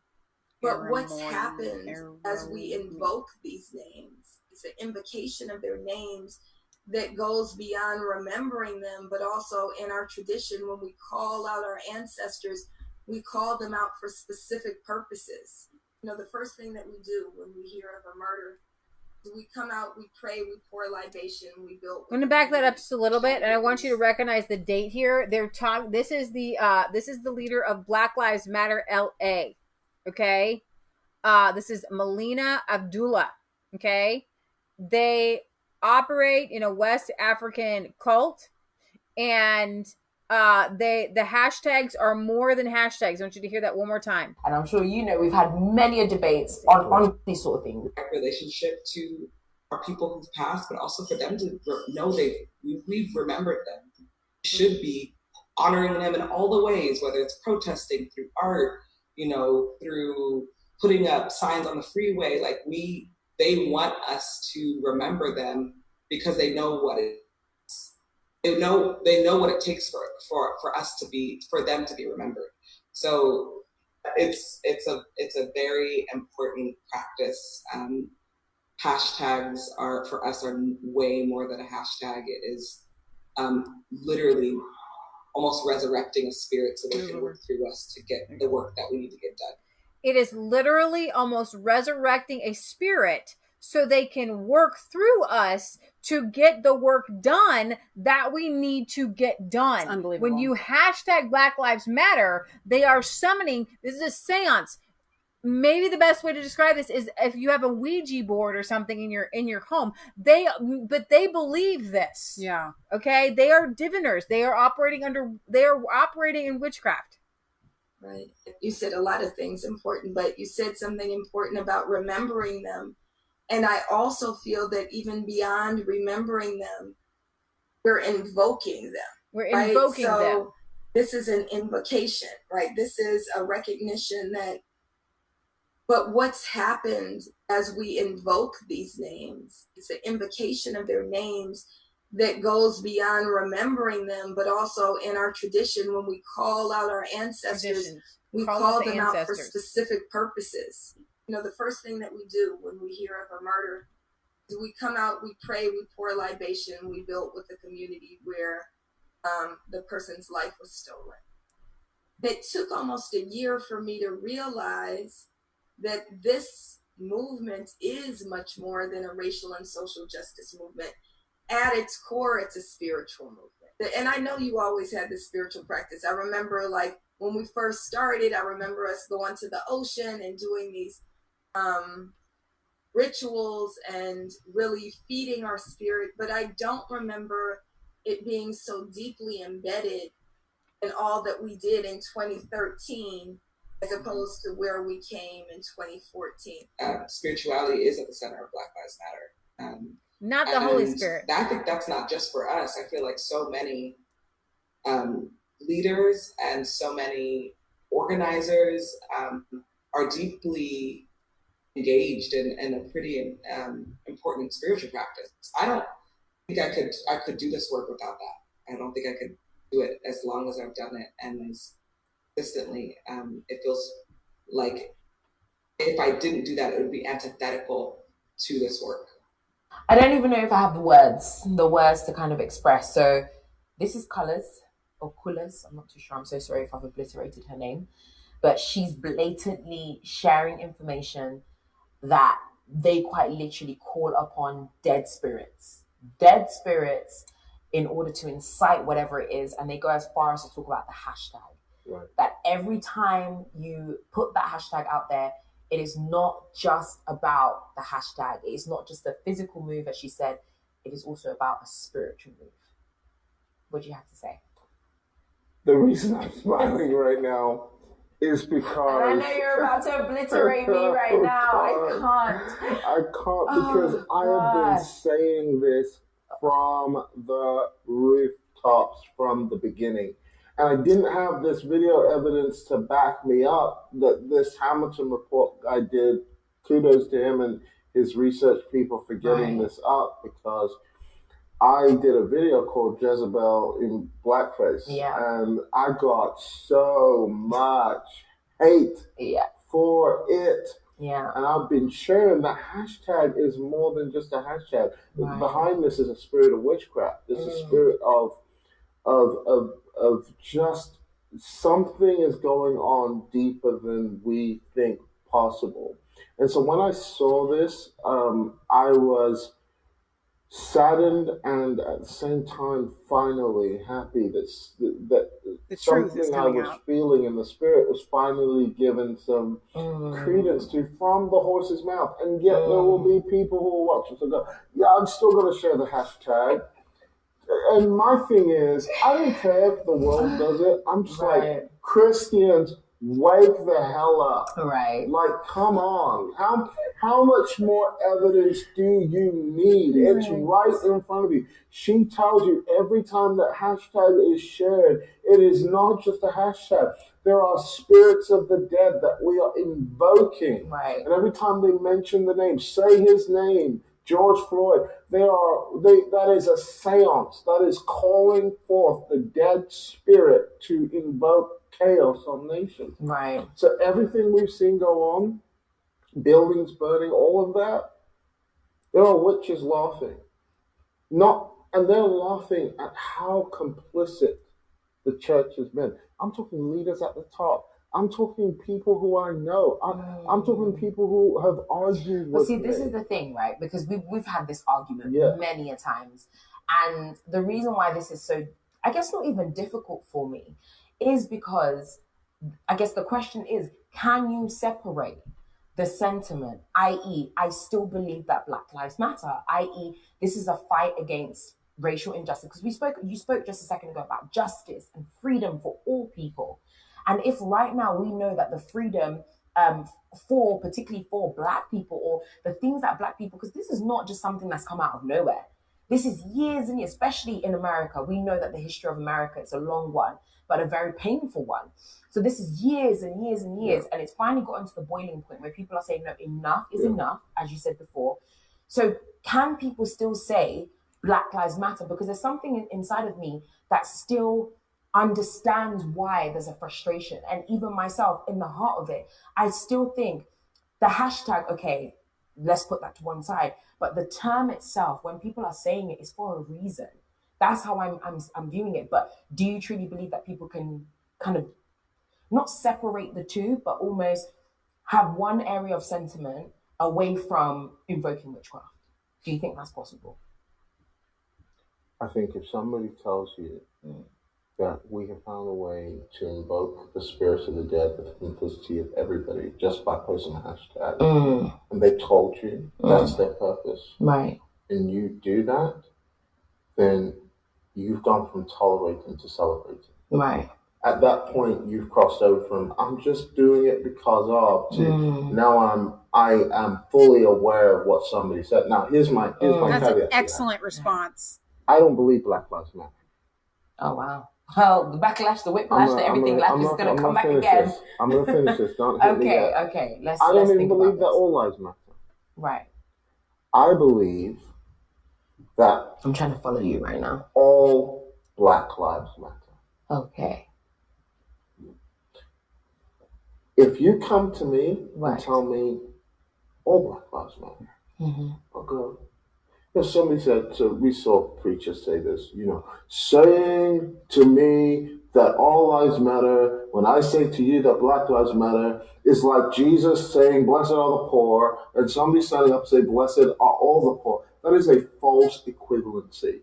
That is a false equivalency. Do you think so? Let me represent the true equivalency of that. Because the true equivalency of that is actually saying, when Jesus said, blessed are all the poor, you should say, damn right, blessed are all the poor. Not just the poor you feel like are poor. Blessed are all Black lives. All Black lives matter, not just the ones that are killed by white police officers. Right, okay. You said that I said, and I've never been inconsistent in my statement, that justice should be for all. Right. But then in saying, if someone is saying Black Lives Matter, is that them saying that all lives don't matter? No. Or all Black lives don't matter? Yes. How? If you're not saying that, because if you're saying black, you're saying that all black people, all Black Lives Matter. Because the outrage machine that Black Lives Matter has created among Black lives has been selective. So good. It has not been general. It has not covered the real issues of Black lives. It has only set up a straw man and said, attack that. If it's white and it's middle-aged, go for it. Okay, so what would you say are the real issues then? Because here's the thing. Right. We have people burning buildings who most of them are black. A lot of these are white Antifa-ites burning down buildings. And what they're doing in the buildings they're burning down are the middle class. They're like, we can't kill you, so we're going to kill something that represents you. We're going to kill your livelihood. So they burn down these businesses. They come up with these false claims. Oh, they'll get it back from insurance. Have you ever built a business and had your family pictures there and your history of 3 generations own that restaurant only for some non-entity, jobless human being to come burn it down, and you're going to say, oh, you can reclaim it on insurance? That tells me this isn't if you're burning down middle-class businesses, this isn't about race, it's about class. So is this a race war or is this a class war? And if it's a class war, then are you assuming that all black people are poor? Right, which is a very bad assumption. And I've had this conversation with a lot of people, that not every black person's experience is exactly the same. And so I think the thing is, the fuel has already found the fire that it wants to fuel. And so if you come along and say, well, I'm not fueling that fire, it doesn't matter. You see, here's my thing. Here's my thing. I have never been concerned about the majority. I think the majority, like people like you, well-intentioned. I believe... And that's what I was going to say, because to assume that, you know, the black light, because you've got to remember that a lot of the time when you see these burning down of buildings or whatever it is, it tends to be a minority, but that's the voice of which is amplified. Which tends to happen with anything negative. But I agree with people like you. I do. I think you're well intentioned. I think you're not pointing to the witchcraft or the juju or any of those things. Here's my fundamental issue. It's irrelevant. Right. Whether you don't mean it or not when you post it doesn't matter. You see, we go all the way back to Nazi Germany and we realize that they were well-intentioned Germans who were like, we're not part of that Nazi thing. We're not hanging up swastikas. We just want our fair due. We want, the Jews to stop taking our things. And he said fair due. German lives matter. That's all we're saying. And so whether they like it or not, it was the minority that mattered, not the majority's voice. Same thing with terrorism. Who cares that there's moderate Muslims? It's not the moderate Muslims. We're not part of that. Great, you're not part of that. It's the minority that matters. So whatever fuel you add, whether you say my fuel isn't for that, it doesn't matter. Your fuel has already found the fire for it. Right. And so whether we know it or not, we either have to come up with our own hashtag. Okay. And this is why we're lazy as Christians. I don't want my own hashtag when there's already a multi-billion-pound hashtag. If this is the problem, start your own darn hashtag. Move away from that one. Create your own campaign. But we're lazy. We're like, no. That one's already got all the fire and momentum. Let's be real. We want this one because it's got the fire and the fuel and it's finally got the attention of the world. But where is it taking us? It's taking us to the devaluation of cisgender, whatever the heck that means. It's taking us to the breaking of the nuclear family. And it's telling us that the only black life that matters is the transgender black life. It is not the black life that is. Which, by the way, just in case you're wondering where that kind of conversation is, those statements are coming from. If you actually go and look at the agenda on the Black Lives Matter website, which they've you will find all of this information. Well, so it's still there. Again, this is the conversation we had when I came back, and I was like, I had no clue that this was what they stood on. Just like any party, any organization, they have a manifesto, and if you read on their website, you will see that one of their things is to get rid of the traditional family. So I loved his idea of creating a new hashtag, and this is where I want to go to. This is where the Hamilton Corner is where they have really exposed these from a pastor's point of view. And I'm just going to play a little bit here because it's so powerful. This hashtags are for passed away with what, you know? A hashtag. More than hashtags.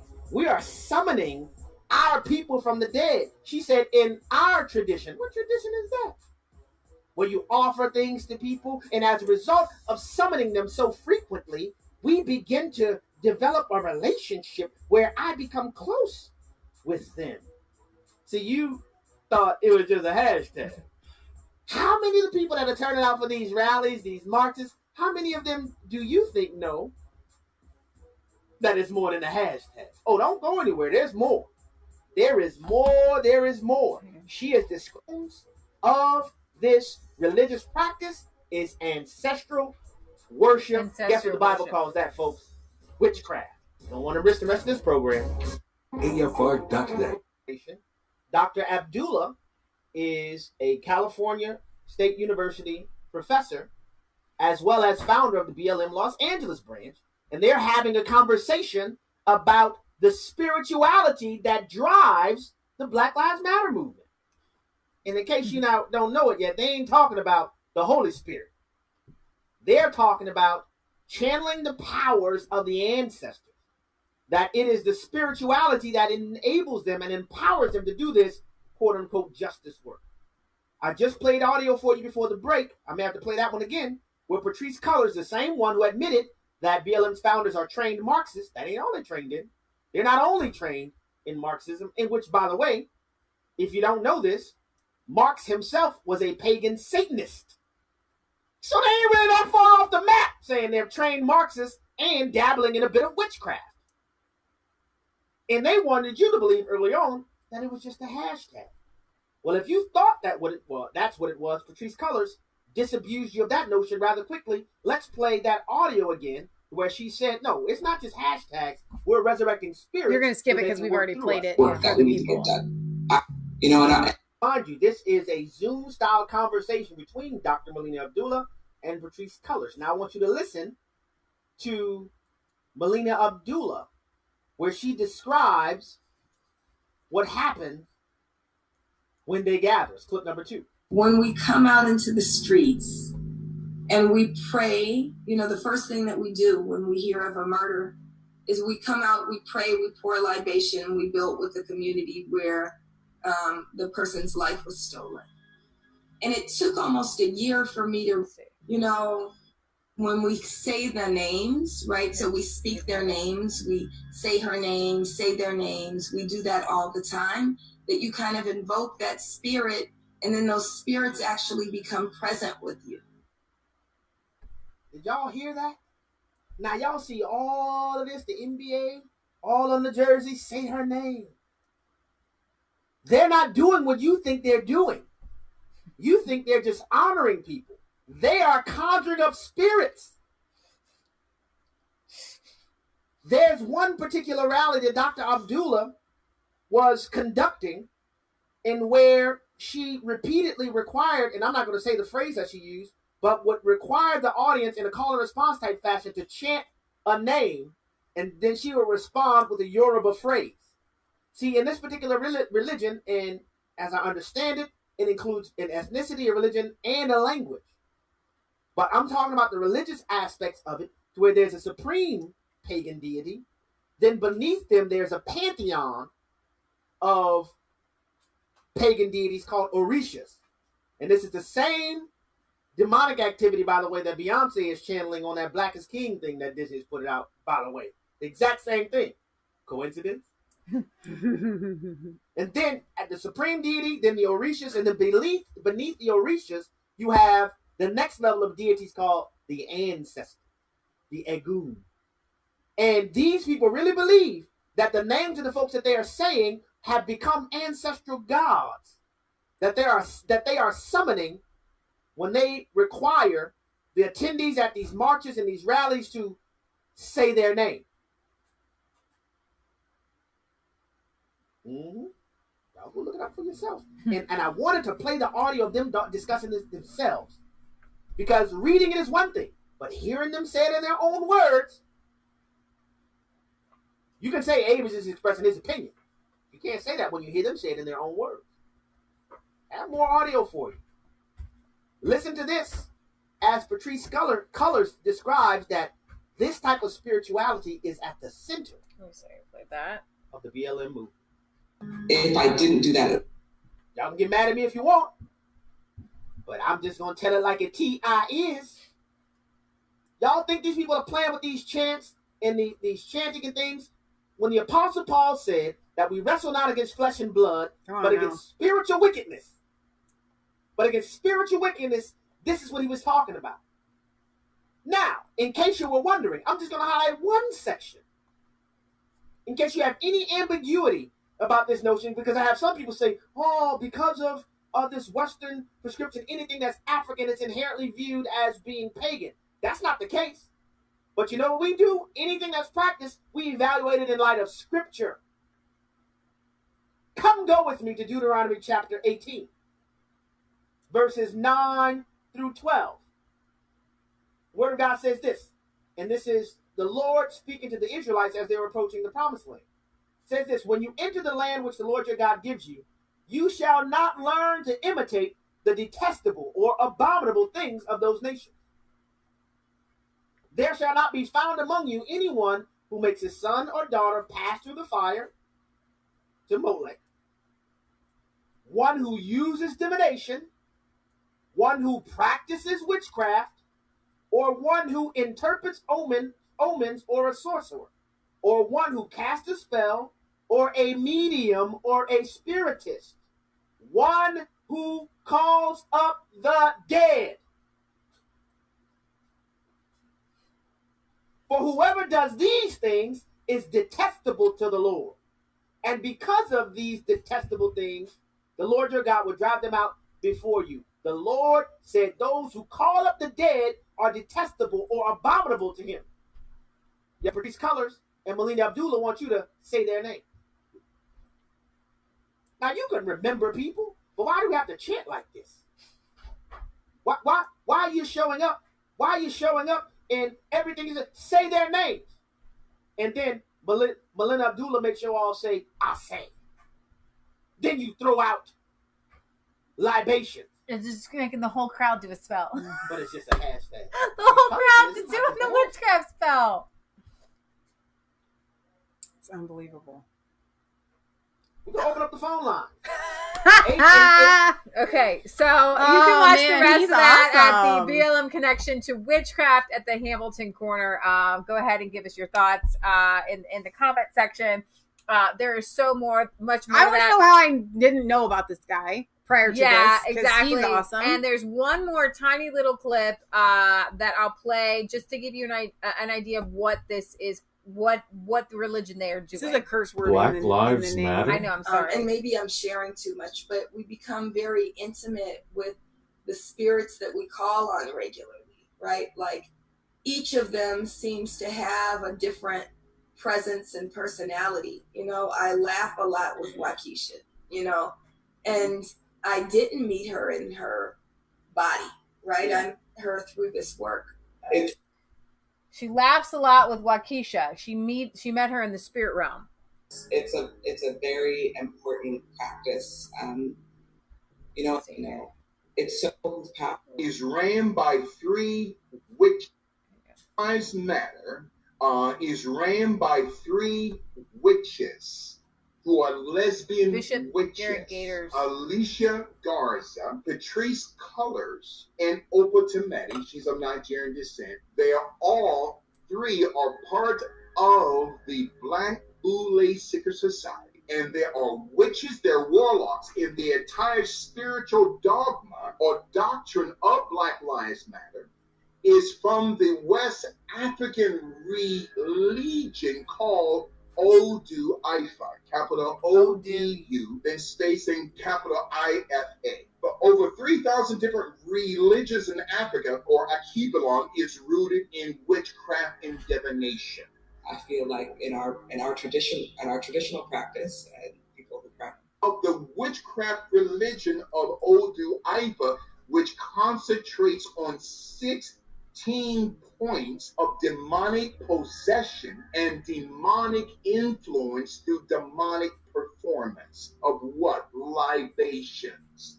Because the term libation means the liquid of darkness. When we come out into the streets and we pray, the first thing that we do when we hear of a murder, we pour out the liquid of darkness. We pray, we pour libation, we build with it. For me to read at its core, it's a spiritual. Because we're literally standing on spilled blood. And she's got the little pagan earrings. And you can't pretend like that's work that's just like some organizing work. That's, that's some serious stuff, right? They give libations, they pour liquid, what they say, unto the gods of Africa.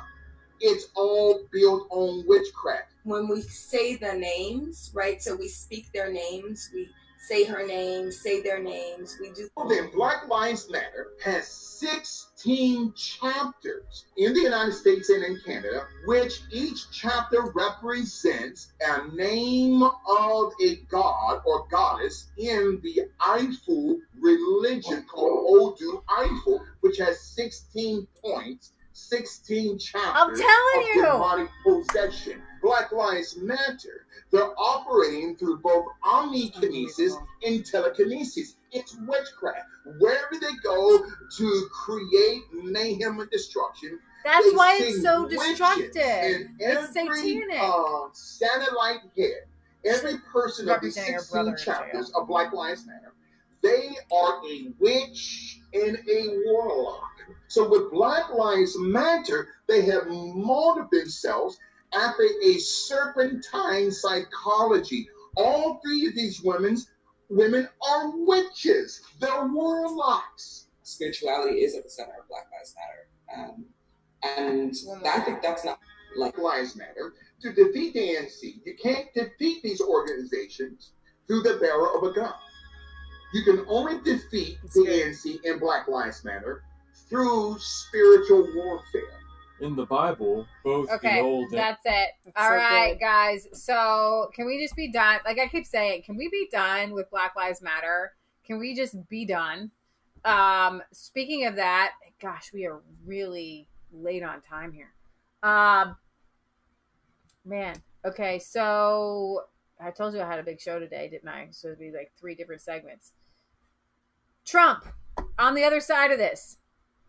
Trump reveals 1776 commission aimed at promoting patriotic education. So along with the Black Lives Matter was the 1619 Project. A completely false rendering of American history, saying that we were founded on slavery, complete rewriting of American history. Trump has said enough is enough. He banned critical theory from training from any government agency, and he has promoted the 1776 Commission to promote patriotic education and accused presidential candidate Joe Biden in the New York Times of warping history. Trump said Democrats and the Times 1619 projects promote an inaccurate version of U.S. history by overemphasizing race and the legacy of slavery. I will soon sign an executive order establishing a national commission to promote patriotic education. This mob on the street and the cancel cultures, it needs to stop. And I think that what Trump has done here is a fatal blow to the narrative that this is a racist country. The only way that you can control a country through these things is through children and through the education process. Yeah. Today, I'm also pleased to announce that I will soon sign an executive order establishing a national commission to promote patriotic education. It will be called the 1776 Commission. Woo! I love it. I love it so much. When Leah told me this last night, the biggest smile broke on my face. But you told me. No, you told me. You said Trump's going to do this, and I just got this big smile on my face. I told you a couple of these other stories. Thank you. It will encourage our educators to teach our children about the miracle of American history and make plans to honor the 250th anniversary of our founding. Think of that, 250 years. Recently, I also signed an executive order to establish the National Garden of American Heroes, a vast outdoor park that will feature the statues of the greatest Americans who have ever lived. So there's so much more to this. He calls out cancel culture. He calls out it, all the craziness. I'm going to play. Where are you, Trumpy? As many of you testified today, the left-wing rioting and mayhem are the direct result of decades of left-wing indoctrination in our schools. It's gone on far too long. Our children are instructed from propaganda tracks like those of Howard Zinn that try to make students ashamed of their own history. The left has warped, distorted, and defiled the American story with deceptions, falsehoods, and lies. There is no better example than the New York Times totally discredited 1619 Project. This project rewrites American history to teach our children that we were founded on the principle of oppression, not freedom. Nothing could be further from the truth. America's founding set in motion the unstoppable chain of events that abolished slavery, secured civil rights, defeated communism and fascism, and built the most fair, equal, and prosperous nation in human history. Today, I'm also pleased to announce that I will soon sign an executive order establishing a national commission to promote patriotic education. It will be called the 1776 Commission.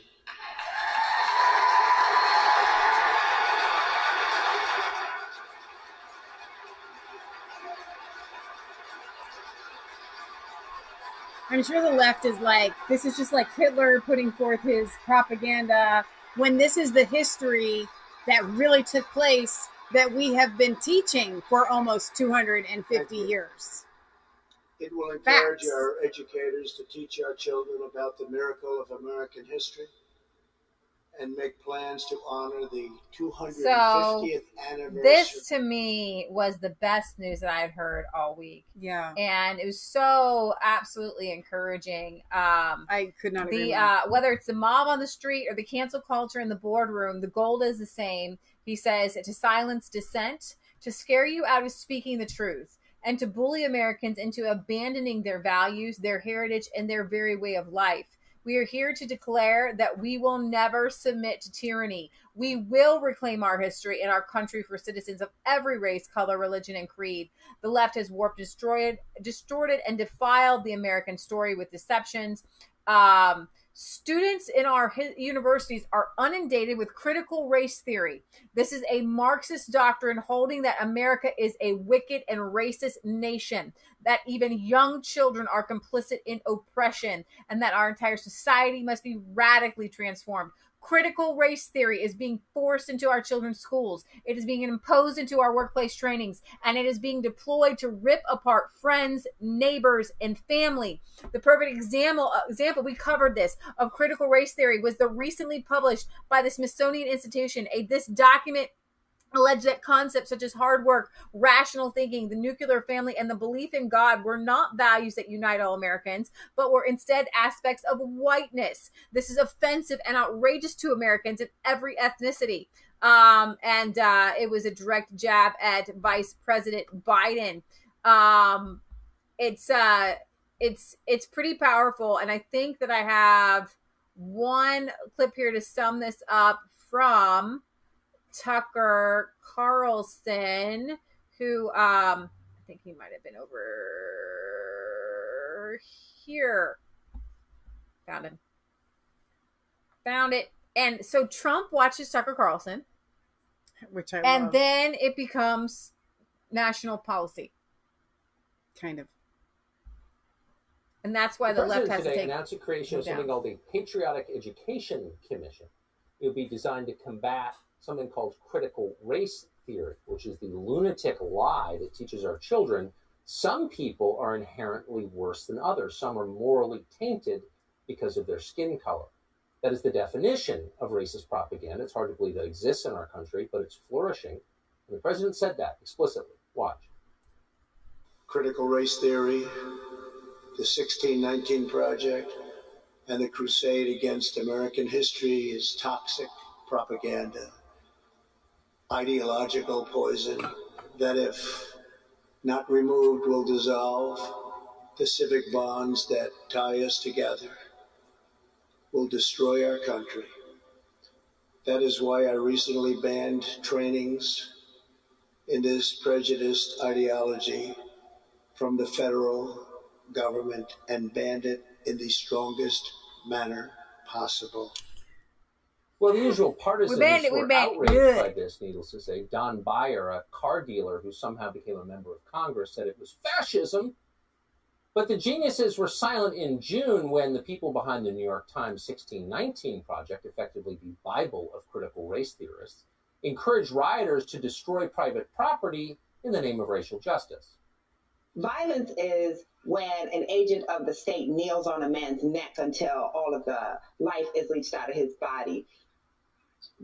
Destroying property which can be replaced is not violence. And to put those things, to use the exact same language to describe those two things, I think really it's not moral. She wrote the 1619. When did dumb, violent people get so much power in this country? By the way, if that woman's private property was destroyed, I bet she'd be saying something very different. So the president's decision to ban critical race theory indoctrinations at the federal agencies earlier this month was an important step. But you'd be wrong if you thought this poison is confined only to the U.S. government. Just about every single K-12 school in America has ramped up their propaganda efforts this year Get your kids to out. teach children that this is a and therefore immoral. Even though the 1619 Project contains fundamental and verifiable historical falsehoods, it's garbage, it's not real history. Teachers in Chicago, New York, New Jersey, and Washington are already using it in their classrooms. No one stopped them, so they are. We did a whole episode on this, exposing how even schools that haven't specifically wrong adopted the 1619 Project are taking a similar approach. Sometimes they're even more radical. This show has obtained a lesson plan from the Buffalo public school system that goes far beyond teaching bad history and deliberately advances the agenda of Black Lives Matter, of a political organization. For example, one lesson plan teaches 4th and 5th graders to question the importance of their parents, of their own mothers and fathers. The lesson plan instructs teachers to discuss various, quote, guiding principles with students, including so-called black villages that assist in the, and we're quoting now, disruption of Western nuclear family dynamics and a return to the collective village that takes care of each other. They're teaching this to your kids, that your family should be destroyed. Why are we allowing this? That's Marxism, and that's on the BLM BLM know what this website. Is? It's an all-out war on the most important thing we have, which is the American family, the one thing that could help bring back some of our corroding cities. Nothing else has worked. We've spent over $1 trillion. It hasn't worked. That's demonstrable. Right. Families do work, and anyone who's emerged from a place like that, of any background or color, can tell you families are essential. And yet they're teaching children that families, their families, are the problem. Their family is Another lesson plan explains to 2nd, 3rd, and 4th graders that, quote, the need for the BLM movement. But also inherently superior to you might black think a people. Marxist organization that destroys private property and wants to replace parents is a bad thing. But that's not what your children are learning. Other lesson plans actually teach students the specifics of the BLM platform, which rejects Western family structures. Another lesson plan for grades 2 through 4 explains why all lives matter is a problematic phrase. Yeah, all lives don't matter. 2 through 4. This is insane. And it doesn't stop in elementary school. The goal is to redefine education at all levels and turn it into a shell for propaganda. At the Thomas Jefferson School for Science and Technology in Alexandria, probably the best public school in the United States, officials are eliminating their merit-based admissions system. Why? In the name of diversity. They've replaced a rigorous application process with a random lottery system. Will the school survive? No, of course not. It will not be the best school in the country. They just wrecked it. In a few years, there might not be any. So a friend of ours had posted on Facebook a screenshot of a recent curriculum that posed this question to students that somehow, and I'm going to get it wrong, but I'm going to get the punchline correct. There's some sort of like active shooter or something like that, and you're hiding and you're holding your baby and you've got your family and stuff and you're in hiding and you know your baby's screaming. And so you put your hand over your baby's mouth and you know that if you let go, then the shooter is going to come and kill you and the people that are with you. Okay. So then it asks you the question, so which is the right thing to do? Do you smother the baby to save yourself and to save everyone that is with you? And then the baby dies, right? And it gives you this like scale where you're supposed to answer whether or not it's okay or the right thing to do to smother a baby to save you. And the way that the question is worded is that you're going to save all these other lives just by smothering your baby. And this is curriculum. So guys, for 3 years, over 3 years, we have been encouraging you. If you are a viewer of Resistance Chicks and your children are still in public school, I don't care what you have to do. Yeah. You need to get them out now. Right. A cell phone is not important. I mean, I'm not going to tell you electricity and water are not important. They are, housing and stuff like that. But literally getting down to eating rice and beans if you have to. Okay, whatever you have to do. If you are a single parent, guess what? My mom did it. God will make a way. Okay? Get them out now.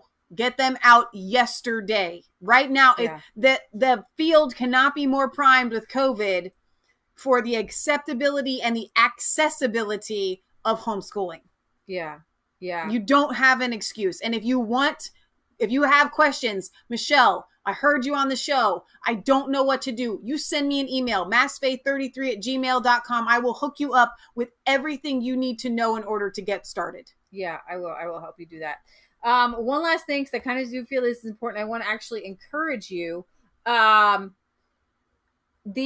Democratic mayor in Nashville, there's emails that came out that he held back the coronavirus numbers because they were too good to keep the lockdowns going.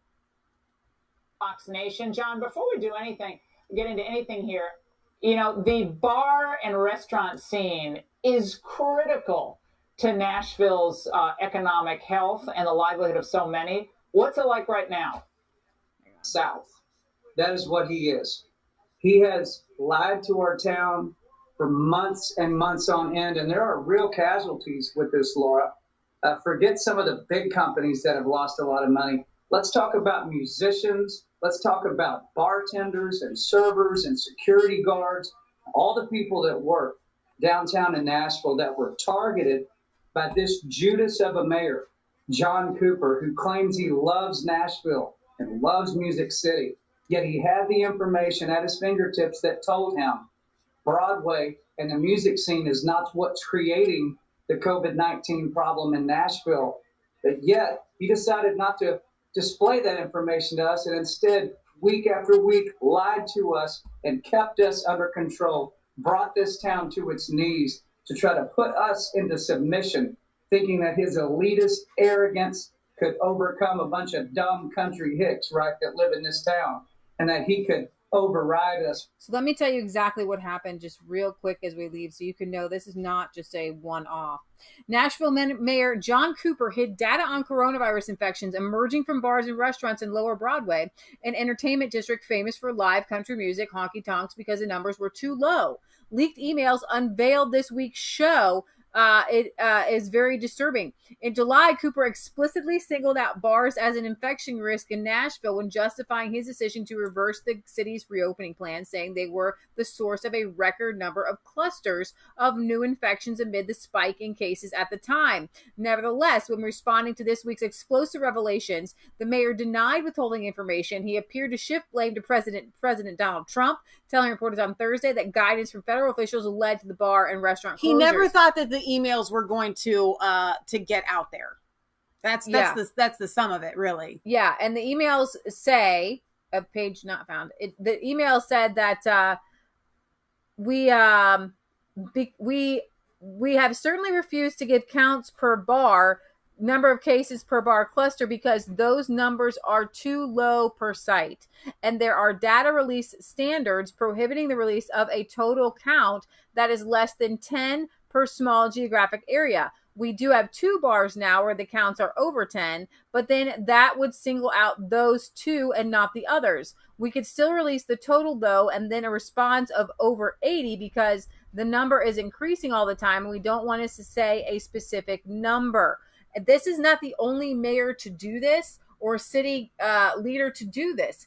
Basically, we don't want to release the numbers because they're too low. Okay, so here's the question for the It's Not Just a Conspiracy Theory if it's the truth segment of the show. Are these mayors drunk on power, or have they literally received orders from top down to suppress low numbers so that they can keep the lockdowns going for of the election purposes or any other larger purpose? I don't know. I honestly, I don't know.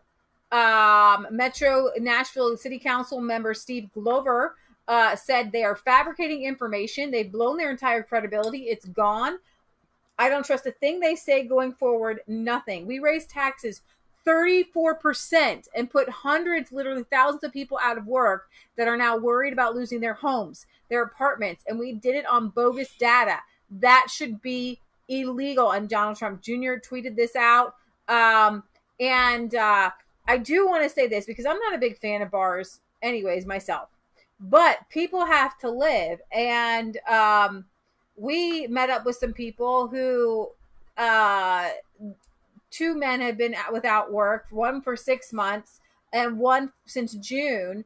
And the man since June has been trying to get his unemployment. And every time he calls, he says he's in queue, but no one will help him. How are you supposed to eat? And here in Ohio, I would say, Mike DeWine, you have food on your table. You have a house. How can you say you can't work? You can't work. You cannot work. We are shutting down your business, but don't worry, we'll give you unemployment. And since June, this man hasn't had anything. What is he supposed to do? So from a Resistance Chicks, Isaiah 58 Ministries, God's Little Acre standpoint, now is the time to reassess everything that you ever thought about life. Okay. Yeah.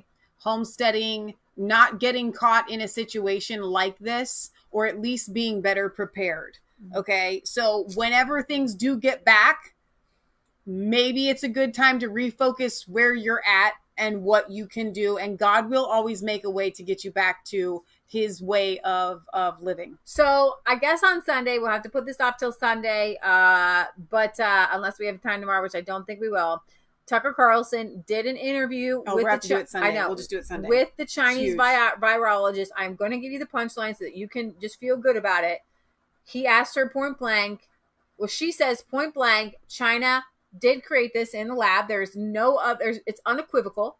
She says it's like having, and I don't get it right, but this is the example, like the head of a cow, the body of a lion, the tail of a monkey. It does not occur naturally in nature. What they have done, you can see it clearly in the genetic sequence. And then she says, and then he asked her point blank, do you think they did this on purpose? And she says yes. And Tucker's face was like, she just said that. So then he did another segment on it the very next night to kind of expound on it, because I think he was a little bit shocked and taken aback that that's what she was going to say. 2 more things, Leah, before we end our show. You had me put in the description that you were going to tell them very quickly about Jim Caviezel's new movie, Infidel. Yeah. Mm-hmm. You could tell them about that, and then we'll do it the breaking news. We might do another segment. What's the breaking news? You guys, shut the front door! Shut the front door! Shut the front door! What are you talking about? Mom's like, Ruth, and I'm like, our neighbor's name is Ruth. What are you talking about?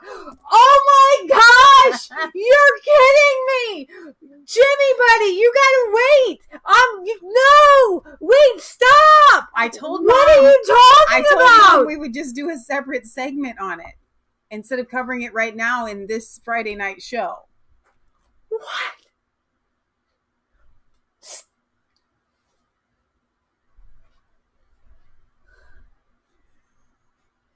Leah, okay, Leah, we'll be back in 5. Can we go to Jim Caviezel real quick? I can't think of anything else right now. I don't know if we can get taken off of YouTube for a reaction like that over the death of a person. I am shocked. That was a shock. I'm shocked. It was more of a response like if I was married and told you I was pregnant response. Kind of a joyful. No. Joyful shocked. No. No.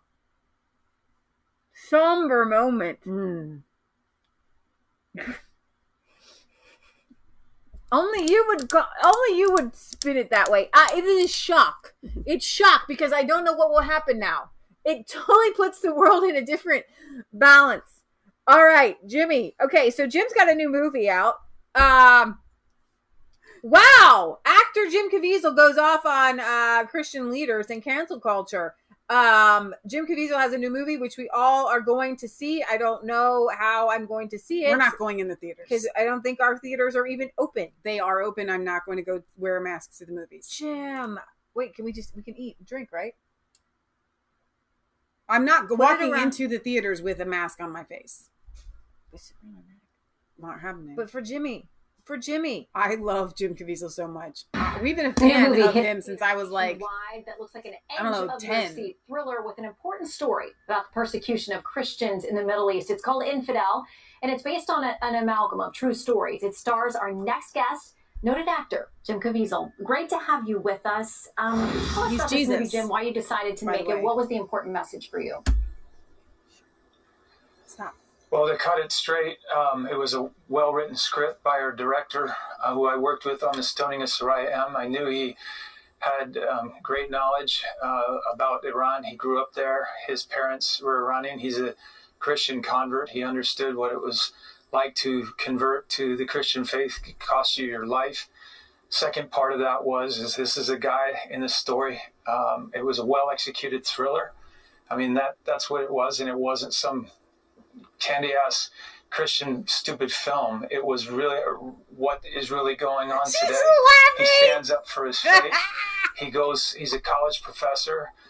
He's brought there to speak on Jesus, and then they kind of marginalize him into this place of Jesus as a prophet, and he says, "Oh, I can't go there with you. He's the Son of God." And then at that point, the movie takes off, and they try to get him to deny his faith. And he won't do it. And I mean, it looks like a thrill ride. You are someone that is very vocal about your faith, and you're talking about that in the context of what's going on now in 2020. I mean, this movie gives you a good opportunity to get back out there and to share. What is your concern today about the role of faith and what people of faith should be doing? Well, okay, so first of all, my job is to get people in the theater. Why should I go? One, it's a great film. Second of all, how is this relevant today?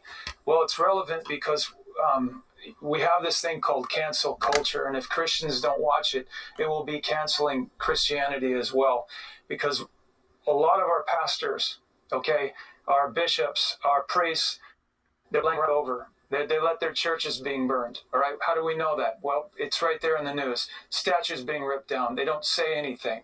And I watched a movie that Mel Gibson did, Braveheart, when you have the English who's the bad guys against the Scots. But the real bad guys were the guys that were collaborating. All right. That's why we're in this situation right now. We can't go to churches. We can't go into our church. Well, why? Because they could get contaminated, right? So then why are we on airplanes? I have friends that have committed suicide. I have seven SEAL buddies that have lost 7 of their friends committing suicide. And would it have helped to been able to get into a church, especially during this time? Absolutely. And is it good for mental illness? Yes, it is. And so the collaborators in our faith, all right, this is where the persecution starts. You got to have guys inside your faith that won't stand up to the governors, that will not stand up to the mayors. And that's why the Gospels are very much alive right now. Okay, so there are many of us. I got to play Jesus. Some of us love Peter or Paul, but there are many of us right now that are flat out Judases, okay, or they're Pontius Pilates, or they're on Pharisees. He's okay? on the news right now. It's a bloody shame if you can't tell the difference between a priest, a bishop, or a politician. It's really sad, but this is called lukewarmness, and Christ has a very special place for them. And she can't even. She doesn't even. Well, we're out of time, and there's so many different ways that we could go there, but it is important for us to be sharing our faith and serving others in this really difficult time and speaking out. Jim, thank you very much for being with us. Check out the movie Infidel. That's it for us from here in because DC. They cut him off. And I think, here's the deal. I don't know how these interviews work because I've never been on one before, but I have a sneaking suspicion that the person being interviewed has a broad idea of like a countdown of time so that they don't go over. You're kind of looking at a clock, I'm going to assume, when your time, when you can't be talking, the segment's going to be over. Jim knew right then and there that they pulled his cord early. That's the way that I saw that happen. He's like, I'm trying to preach here. Y'all cut me off. I was Jesus. Y'all going to hell. Okay, but let's not let that take away from the movie that he's doing, because that was really, really important. Now, I actually need to go and do a pet visit. Yeah. But I guess we could do this show really, really quick. Yeah. You want to? Really quick. Okay, we're going to cover RBG's very sad passing in a minute. So let's round off this show. Thank you for doing it, Leah. It was an excellent share show. This one, guys. Jam-packed. If you know people who need the news, share our show. And good news, because there was a lot of good news in there too. Yeah, show and much in for information that you are not going to get elsewhere. So yeah. Our very dear friend Eileen says, Leah, I had the same somber reaction to the breaking news. Well, she doesn't need stuff, does she? Well, I can't. It's fine. You better Okay, go. we'll be back in a half hour. And I just have to go next door. So, yes, and we'll be back in a half hour, and we will cover the sorrowful, may she rest in peace, peacefully. Peace. May she rest in peace. I can say it out loud. Sure. Rest in peace. Rest in peace. Okay, so we'll be back. We love you. God loves you. God bless. Remember, it's not just a conspiracy theory. If it's actually the truth, please like this video. Comment in the comment section below. Give us a thumbs up. Make sure you're ringing that bell and you're subscribed so you get notifications every time we go live. If you can't find us, go to resistancechicks.com. You can listen to our podcast. You can download those there, and you can find all of the latest episodes that we have done. Patriot Gallery has a new channel created by Divine Design by Mass Phase 3, where we won't be covering the news, but just about everything else. So, yeah, I think that's my spiel, and I'm sticking to it. And we'll see you guys back here in a half hour. God bless. Oh, and on Sunday at 1 p.m. Eastern Standard Time for our European and UK news.